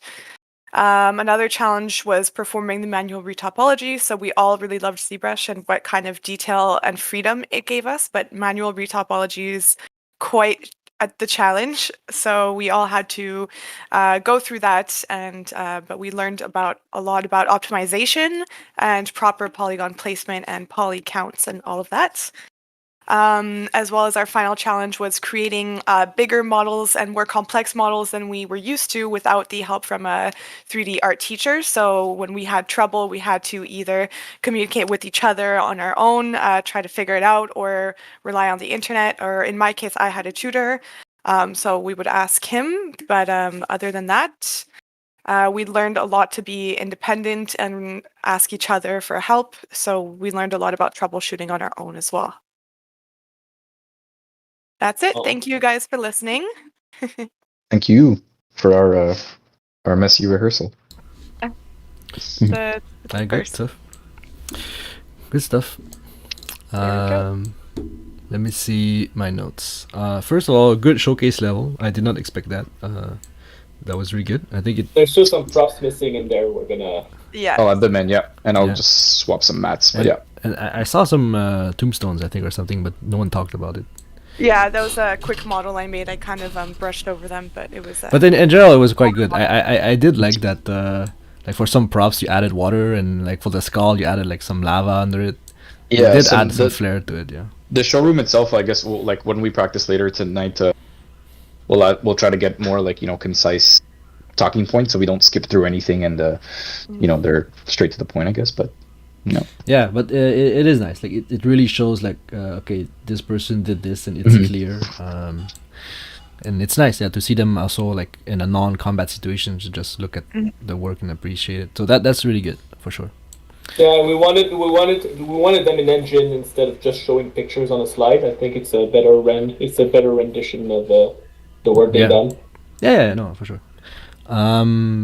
Good camera stuff too. I think it's this setup is pretty good. Like with people opening their camera, it shows up on the right side of the stream, and then we have the slides on the left. I guess it'll be the same for the demo, because I can't figure out how to full screen just the share screen anyways. So maybe there's a way, but I guess it's fine. It doesn't take up that much space to see your face on the right.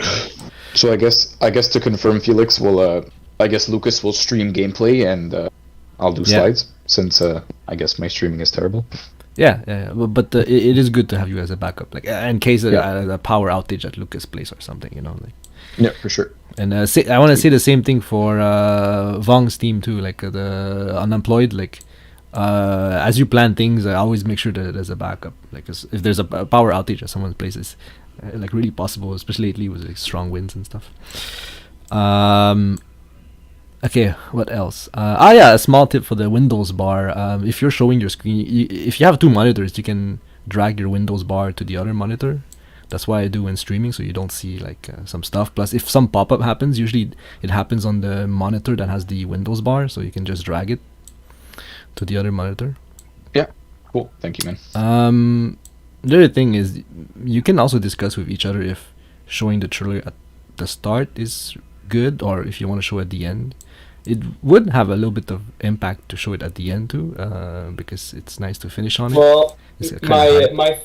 my thought on that is that we're already showing all the game in the demo, so the trailer doesn't really show anything new because we're showing all the game, and we're mostly using the trailer to explain the story.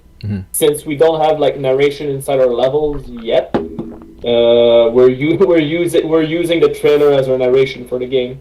Yeah. Well, That's the thought behind having it at the beginning. Okay. Well, for me, I can see pros and cons like for each at the start or at the end. I just want to say like it does become a good discussion point if you all agree that at the start is better than the end, then that's fine. Other than that, I think that's about it. It seemed to go really smoothly with Lucas doing the playtest. The video was smooth. I guess Discord does seem better than Teams. So for the unemployed playtests, hopefully it'll be as smooth as this. And yeah, like because you will be on cam tomorrow, like make sure you're aware of that, and like I don't know, don't show something weird on your cam. Like I don't know. Cat is fine though. I think everyone loves cats. That's about it, I think. Any comments from your side? No, I guess we'll check out the trailer thing. I know that was probably gonna be something we have to check out, so we'll see if we'll just tell the story at the beginning ourselves, and then we could just re-show the trailer. But like Lucas said, it's kind of like watching the gameplay twice if we play it at the end, I guess. So we'll figure it out. But you do rewatch it with additional knowledge though, because you went through the whole presentation and you're like, okay, this person did this and that, and then the trailer sort of wraps everything up again one more time. And it is hype. Like the trailer, is hype. It's a good way to ending it, rather than ending it in bullet points, you know.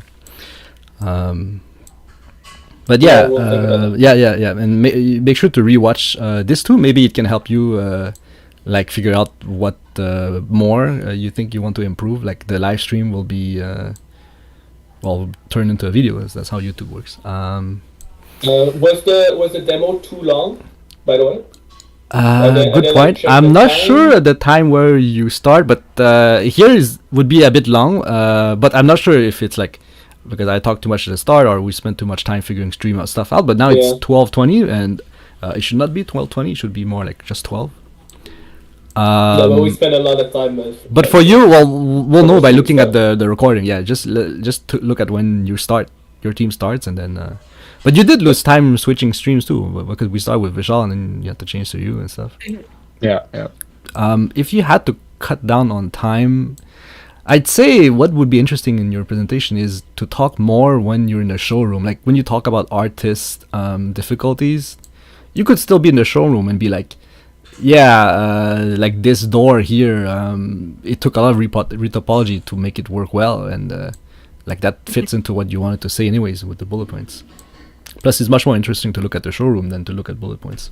That's what we were kind of wondering too, actually. So it's good to have that confirmation. Yeah. So if you had to cut down on some parts, I would probably like spend less time on the bullet points because you can cover that while being in the showroom. So it's like two birds in one stone.